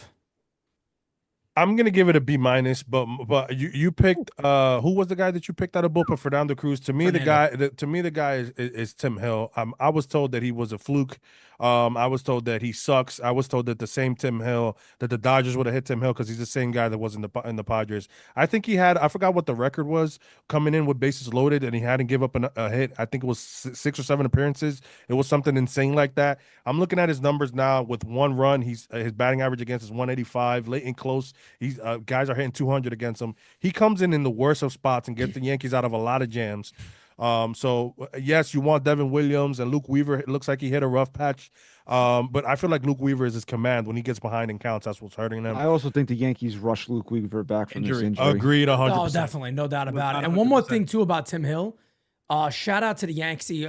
We obviously always shout out the Yankees when we can. This is the best Tim Hill that's ever been. This year and last year, he's never been this type of pitcher, and he really has been this good. For a lot of the times that we can look at and see trouble for Tim Hill, this is probably the best Tim Hill we've ever seen. This Agreed. season, not last year. This season is probably No, the best Tim Hill that we've No, ever no, seen. but Nestor Cortez was the right decision, though. He definitely. I think I gotta throw a shot at Nestor. Kev said it though. What when- are you That talking about, bro? bigote son of Just a 'cause bitch, I like a player Nestor doesn't- Cortez. Kev Oh, said it. Kev's getting hot. When a bullpen arm comes in and turns opposing hitters into Anthony Volpe, they're doing something right. Did Clark Schmidt even pitch in the World Series? He did jerk off. I didn't think we would go. Can we Well- Oh my not relive God. the World Series right No, now? yeah, let's not talk about, please, let's not talk about the World Series. Nobody wants to do that. Let's talk about the good stuff. Trade deadline coming up. I'm going to do this interesting this time. Let's see if we all agree on this. Yankees need a third baseman. Everybody agrees? No. Yes. Yes. If See. you agree, you fuck. They need a See. third baseman. C. Okay. They need a relief pitcher or two. Oh, they need some relief. They need to get rid of Mark Leiter Jr. And they need a starting pitcher. Yes. Is there anything else that I'm missing? A manager. Well, we know that, but I wish you could trade for those guys. Before we get into this, Perry says, I'll be in Atlanta tomorrow. Pete, you know I'm not a prospect hugger, but Lombard, Jones, Cam, I don't know who ERC is. Rodriguez Cruz. Elmer Oh, Rodriguez okay, Cruz. yeah. Elmer Rodriguez Cruz. Herring are my no-goes unless you get something big in a trade. But we're going to talk about that right now. But here's what I want to do. To make it easier, we all said third baseman. So I want us each to name the guy we gun for. Who's the guy at third base you would say, if we can make a deal, this is who I want? I'm going to Oh start. no. Is Okay. this tough? No, not tough because I think a lot of us agree on what the guy is, but I'm gonna say a different name. Well, you know what? Let's do this. Two guys. Go ahead, pick two. Pick two that you think would make sense for Christian's the Yankees. favorite, I think my two number guys. one guy is a different guy. Okay. I'm going to go with Suarez, of course. I think everybody agrees with that. I'm going to probably piss a lot of people off with this because I actually tried to maybe push a little bit for a trade for him in the offseason. But I'll talk about, depending on what it is, Key Brian Hayes. Oh man, you took my two picks. Yeah. Okay, so you agree with me. So me and you are done. Key Yes. Brian Hayes. Suarez or Key Brian Hayes? And I think me and Kev could defend that position pretty well, actually. Francis, you go. So yeah, Suarez is the obvious candidate for obvious reasons. I won't go in depth there. And we're trying to be realistic. I see some people like J Ram. I think we're going to try to be a little realistic here. Yeah, J Ram, I don't see. Willie Castro, another Okay. Oh, I like Willie a Castro. little I like Willie Willie action. Castro too. Willie Castro can be viewed as a long shot, because his age and stuff like that. But I don't, and I mean age in a good way. Like he's not in his 30s yet, even. So I feel but you. Yeah. Willie Castro has been the guy that I would actually put over Suarez. Now, if you look at his pages, I think they only list him as outfielder, second base, shortstop. But he's a good glove, and I think he'd be probably, but he not probably. I'm pretty sure he'd be better arm wise at third base than Jazz was. Athletically, probably not, but yeah, I think he'd be able to play third base. And what he's able to do offensively, I mean, another switch hitter in the lineup, dude. Helps. Just saying. Good one. Christian. I'm looking at guys like Ryan McMahon and guys. So I'm glad he brought up McMahon though, because I was like, I feel like he's another name we have to bring up. Definitely. keep running your mouth, bro. Don't give me another Colorado merchant. You want another DJ issue? I want one DJ of was the- an MVP candidate for a couple of years. Yeah. Okay. You want a batting title over here though? So shut your mouth. Shut your mouth. I'm Okay, looking who at. Can you shut the fuck up for 3 seconds, please? Thank you. Oh, hey! I'm looking at guys like a Willie Castro, like Ryan McMahon, or even and Key Brian Hayes would probably be third on that list for me. But guys that are on bad teams that have good relief pitching also that I can make a combination deal with. I want one of these guys in Colorado's bullpen that throws 100 miles an hour. Why do they have fucking guys that can do that and we Yep. don't?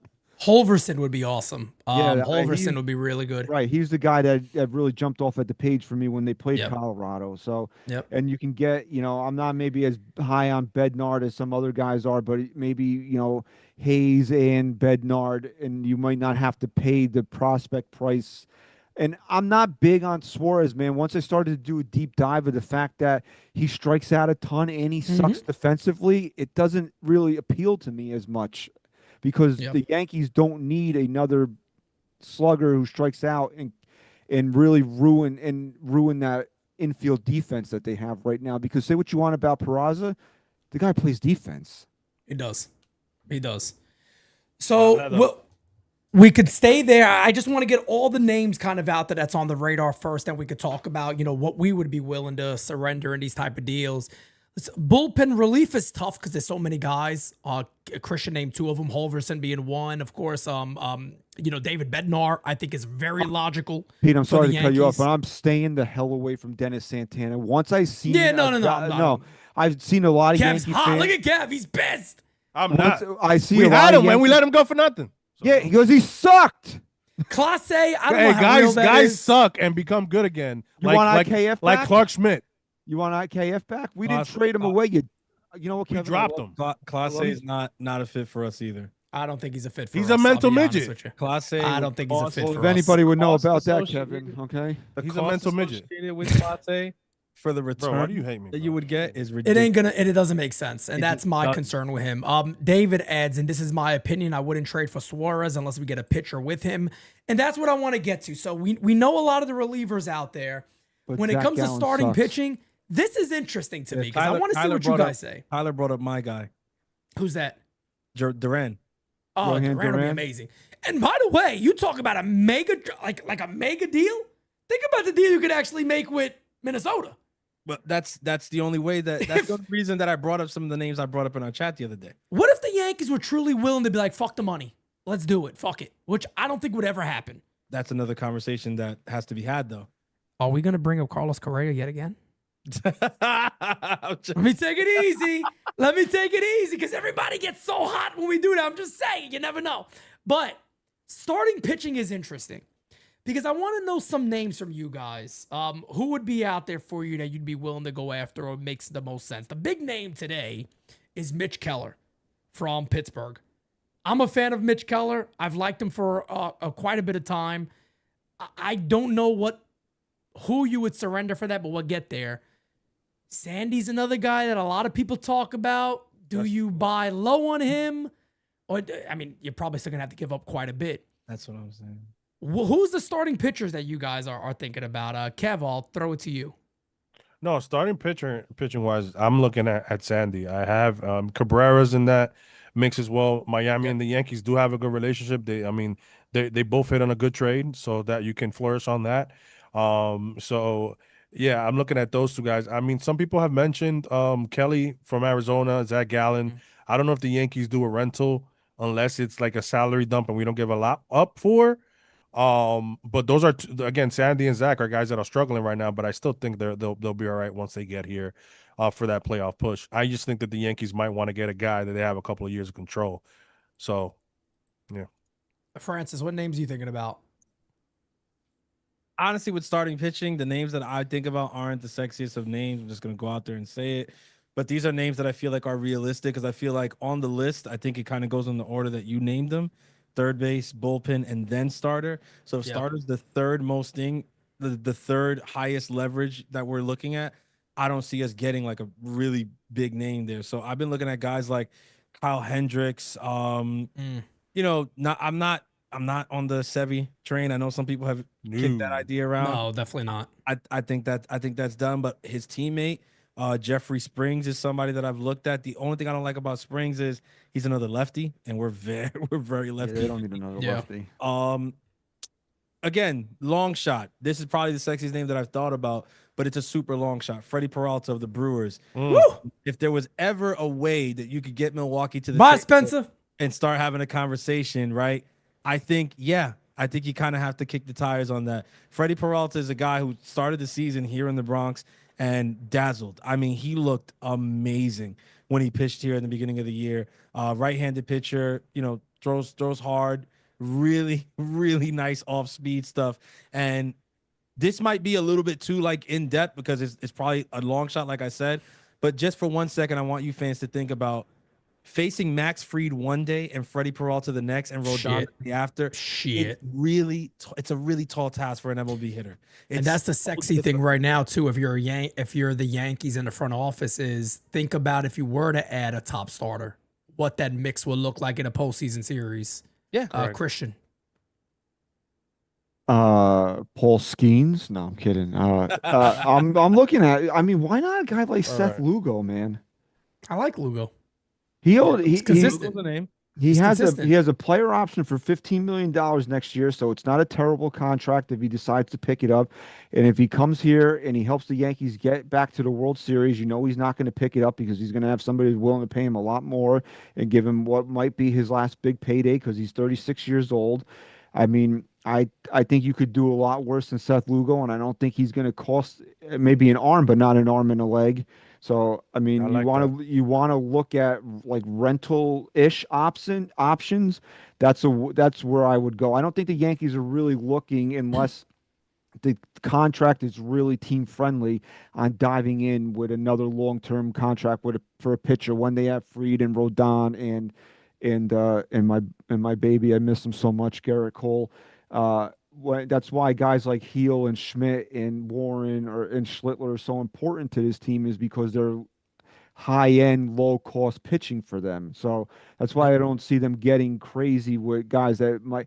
I heard people throw out Jacob deGrom. They're not going to dance in that pool, man. No, too much money. I just don't see it No, happening. That's why I That's think what I think a guy like Seth Lugo makes a ton of sense for this team.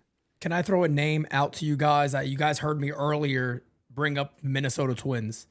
Mm-hmm. If you were to have to trade multiple prospects, For Joe Ryan, yes. Joe Ryan would make all the fucking sense in the world, like all the sense in the world. And again, no, I don't think anybody's saying that this is, reality or this could really happen. But if Minnesota ever did come out and you're the Yankees and you're saying, I'm having a trouble when we're looking at players available, are we going to trade a Spencer Jones? Even if we're willing to do it, we got to do it for the right thing. If a guy like a Joe Ryan is available, and like Francis said, he mentioned Duran, hell, we even threw out, a Carlos Correa, which there's a lot of money there. That's very, very difficult to see the Yankees actually doing. But if you did have to surrender prospects, wouldn't a guy like Joe Ryan actually make the most sense? Like if you have to deal guys, would you give up what it would take to get him? Spencer Jones, maybe Cam Schlittler, and a few others to make that type of deal? That's why those two. Sorry, that's why I don't get the And maybe you get a reliever with it. I don't get the fan obsession to wanting to trade Schlittler and Jones for Suarez and Gallen. It makes zero sense to me. You can't. If you trade one of those guys for those guys plus some others, I understand it, but not both of them. Those are probably my two biggest bullets right now, and I don't know. I don't know if that really move. What? Go ahead. No, you don't trade them together for the rental, though. Agreed. Or I wouldn't trade them together. Or honestly, either one. I just to me, neither one of them you guys can disagree with me. I would consider one of them. Yeah, I don't know. I don't know if either one of them really do. To me, I don't feel like either one of them really moves the needle that much for the Yankees. That's my opinion. Let me ask you guys. This is interesting. Wait, as in Suarez? I think Suarez is a big time player. He just Suarez strikes out a lot. You're right, for but the Yankees. And that defense, man, scares me, dude. I'm being honest with you. I mean, I'm just giving my opinion. I feel like he's I agree though. Not the perfect player right now, and I don't know, man. I love him for the lineup. Like for me, he's one of those guys. I'm thinking about the lineup. Predominantly, I'm thinking about the lineup. Right, until he airmails Paul Goldschmidt, and then we're back into that same situation again. It's very. I mean, shit. It is. I don't think anything's not a risk. I think he's definitely a risk, no doubt about it. I'm thinking purely offense when it comes to him. But I want to ask a question about two starting pitchers. He did kind of beg to be a Yankee, though. Can I say a name you guys haven't mentioned who's a real possibility because of the salary dump? Ryan Helsley. Ryan Helsley from St. Louis. But they're still so in it, though. That organization needs to get to the post. They've been shitted on so much. I don't want to bring up anybody in St. Louis because that's me. Trust me. Who knows what they're going to do? I've been talking about Brendan Donovan for 3 years. Yeah. 3 years I've been talking about Brendan Donovan. I would love to have him. I can't bring up Brendan Donovan right now. But I want to ask you guys a really good question here. And the chat also. David says, crazy idea. Joe Ryan and Carlos Correa and Duran for Jones, 2 B arms and 3 lower prior. That's going to be a lot. That's a major deal. So I don't want to get too crazy about that. But if you had to trade one of the two, if a team call you off like a Joe Ryan to go, look, we want one of these 2 starting pitchers along in this deal with Spencer Jones, say, Schlittler or Will Warren? Who are you moving? Will Warren. You're moving Will Warren? Yes. Okay. Well, right now, Schlittler looks amazing. So I don't even know if people will take Will Warren. I mean, as like a headliner for a deal. I still think people didn't you say Whit Jones? Yes. Okay. But forget the idea of anybody. Just out of those 2 guys, if a team said we want one of those 2, you have to choose. Who are you deciding to keep or move? Warren or Schlittler?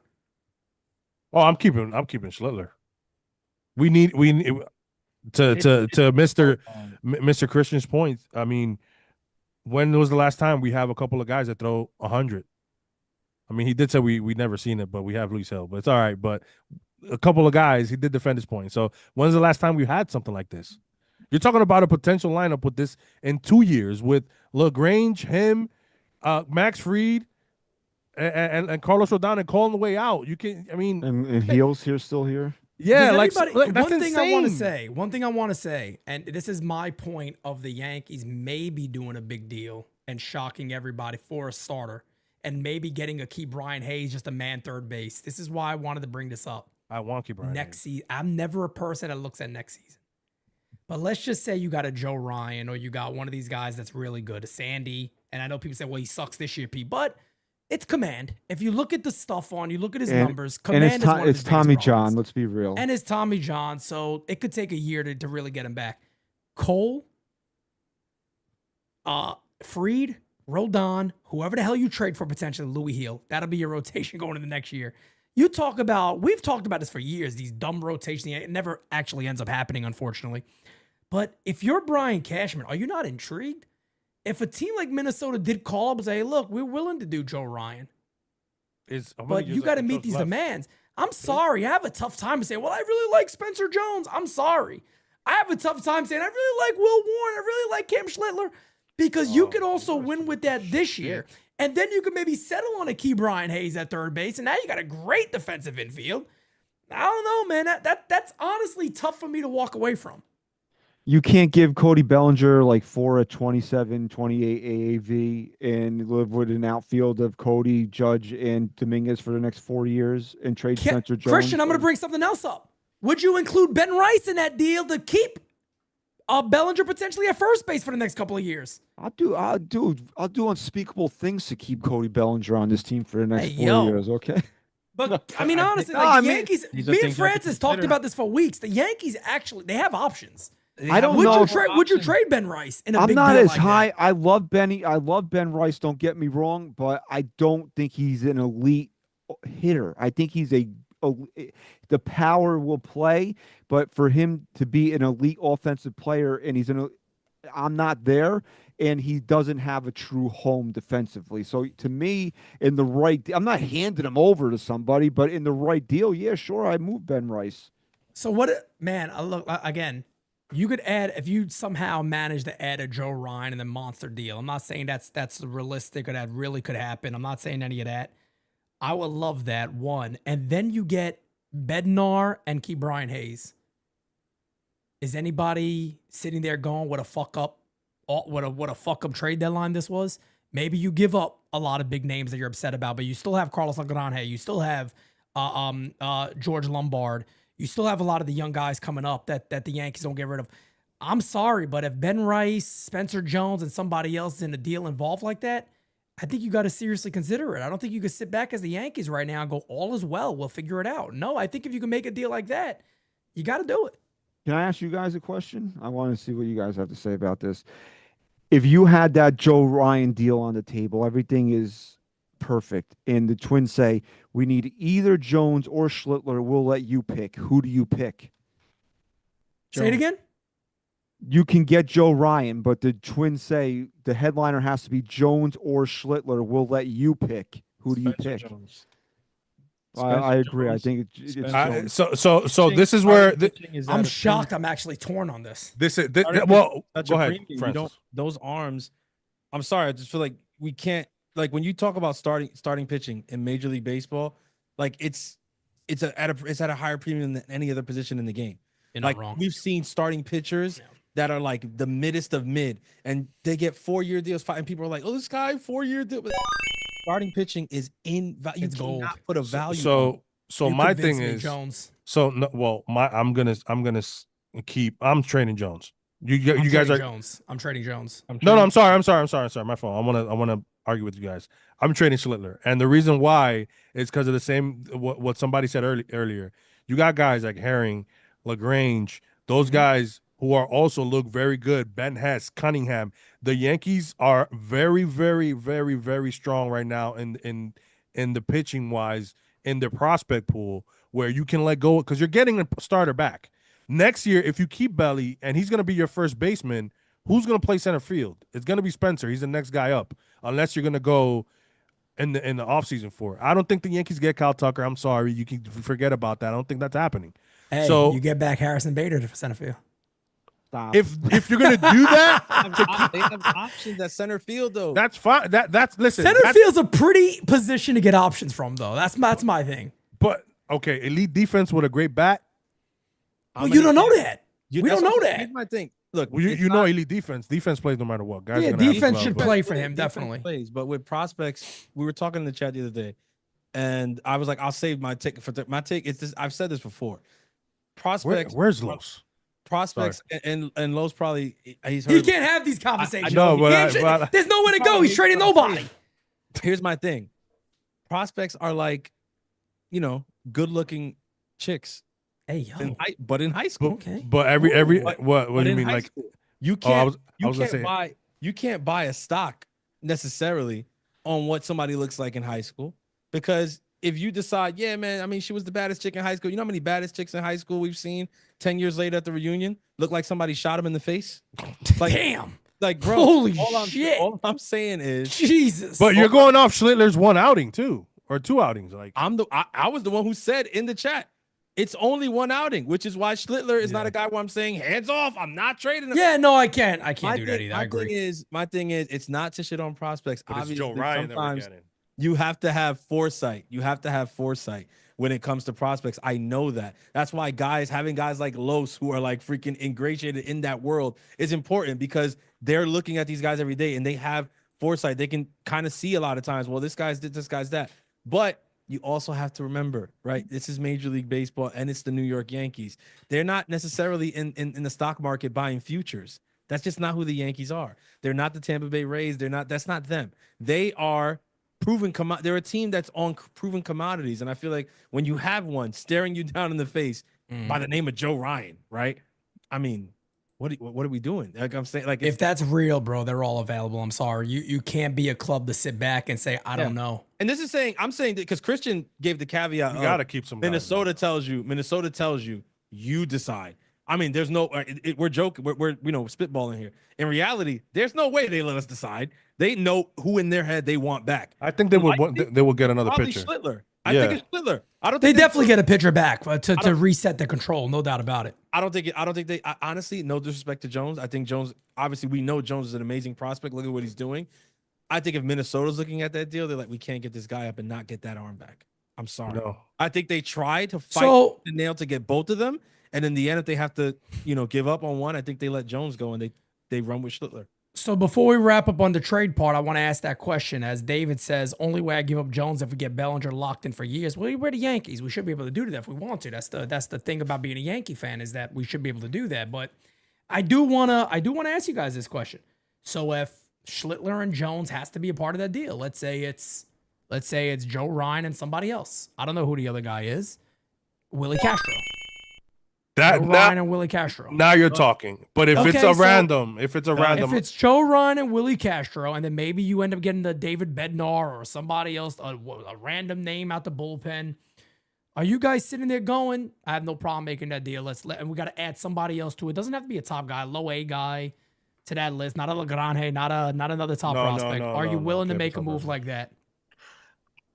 I'm not saying you can't trade Schlittler or Spencer Jones. You have to make this a smart trade for not only 2025 and 2026 and beyond. These are probably your two biggest bullets that you can shoot right now, in my opinion. There might be guys in the lower end.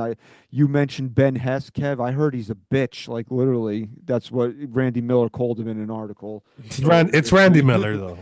I mean, they scathing, bro. Said this guy looks into the dugout and starts to pout when he gets into trouble. Yeah, on he the did. That mound. was wild. Here's my pushback to that, Christian. Your favorite guy on the Yankees does the same thing. Who's this? Garrett. He gets a little pouty on that mound. He does. I don't know if that's a fair. I read Yeah, the he Randy is. Miller article. He He does. gets a little pouty. I get it. I get where Randy's coming from. I don't know if that's a fair knock on a kid, Christian. No, I don't either. Randy also said that Volpe's the second baseman. He said get his ass over to second base. Enough is enough. But Yeah, there's a second base on another reason team. why. There's a reason why Randy Miller says that somebody in the organization wants that information out there. There's a couple no, of you're right. No doubt about You're right. that. Yeah, you're right. there's a So couple. would you do that deal though, Christian, or no? What, for Joe Ryan? Yeah. I got to give up both those guys, and I'm getting my third baseman back. If you're getting Willie Castro, that was Look, man. By the way, Willie Castro's not that good at third base. But Well, it doesn't matter, but he's a good bat, and he's okay at third. Adding it with Joe Ryan, I'm not giving those two. I'm pushing everything into the table. What else do you want so I can get Duran in here too as well? Oh, So shit, okay, that's you'd different. have a conversation. I'm pushing Francis, everything Are you having into a conversation on that? into the middle of the table here. This is the question: is the Jones and Schlittler, right? Yes. Yeah. Would you if they came to you and said those two guys have to be available to even talk about Joe Ryan, and maybe we expand on that, but that's the starting point. Joe Ryan, or we're doing the Willie Castro? Well, Joe Ryan, that starts the conversation. They're saying, look, if we're dealing Joe Ryan, we need those two guys. But you, on the other hand, could say we got to expand that deal then, and they're willing to have that conversation. That's my response. Like that. Okay. The way you just that's what I'm saying. If you want to talk those two guys, I'm willing to talk. But Willie Castro's name also has to be on the table with Joe Ryan. And then in terms of ancillary pieces, like secondary and tertiary pieces, I'll go to town. Like we can make this a volume deal for them, but it can't just be Joe Ryan. Fair. Kev. No, I agree. Like what everybody's saying, I'm not just giving those two guys with just Joe Ryan. I like what Christian mentioned, Duran, and also either Willie Castro.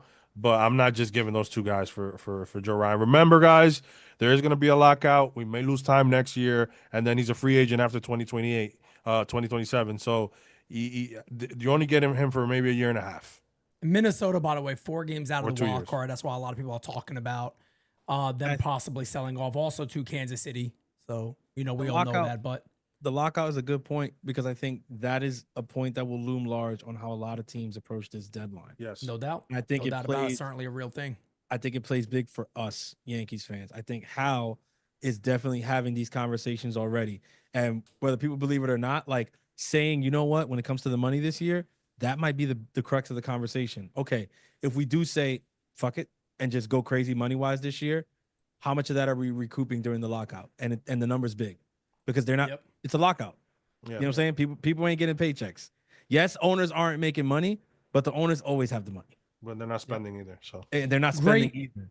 Great point, too, by the way, really quickly from Scott Wright mentions a great name, Griffin Jacks. Could also be a guy out the bullpen the Yankees could really use in a Minnesota deal. If something like that ever did come up, that would make a lot of sense. Pitching to a 3.92 ERA before 41 innings, 66 Ks.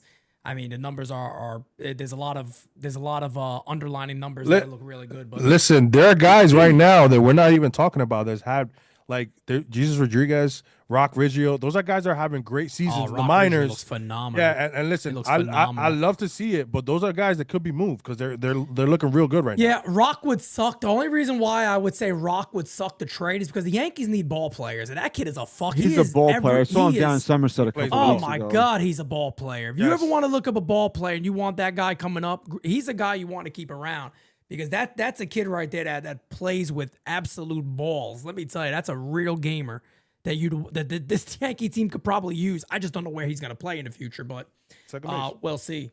But to wrap this up, I want to go around the room and ask us where we had the Yankees finishing before the season and if we still agree with that. So I had the Yankees finishing in second place behind the Boston Red Sox. I sadly am not coming off of that right now. I'm not fully committed. I haven't seen the deadline yet. I'm not fully committed to say the Yankees are going to win this division. They have all the talent in the world to do it, and they have a lot of, the deadline's going to tell a lot. But I am going to stay with where I am. I'm not budging off of where I was. Francis. I believe I had the Yankees winning the division. I am also going to stand pat with that prediction. I know right now that prediction doesn't look very good. And not far out. I just feel like I feel like there's so much on the line this season, more than the Yankees are letting on, and I think they care a little bit more than they're letting on that they do care, and that's why I feel like something's going to happen here in the next couple of weeks that's going to show that they do care about where they finish this year and winning the division. All right, Christian. I think I had the Yankees under 89 wins and not winning the division. It's hard for me to get the leap for them to win the division without seeing what they do at the trade deadline. I think they can still be a postseason team even if they don't do anything, which would be massively disappointing. I mean, if there's ever a season for the Yankees to put it all in the center of the table and go for it, it was last year. But they're stupid and they didn't do that. But it's this year, man. I've been saying it. They'll tell you they did. I mean, I've been saying it, and I'm going to say it one more time to you guys. Garrett Cole, when he comes back from Tommy John surgery, is not a prime pitcher in Major League Baseball anymore. We've wasted that point in Garrett Cole's career. Why are we going to now look at a situation where Aaron Judge is 33 going on 34 years old, where we're not going to push everything into the center here and give this guy a chance to win a World Series when we don't know if he's going to have another MVP historic season again?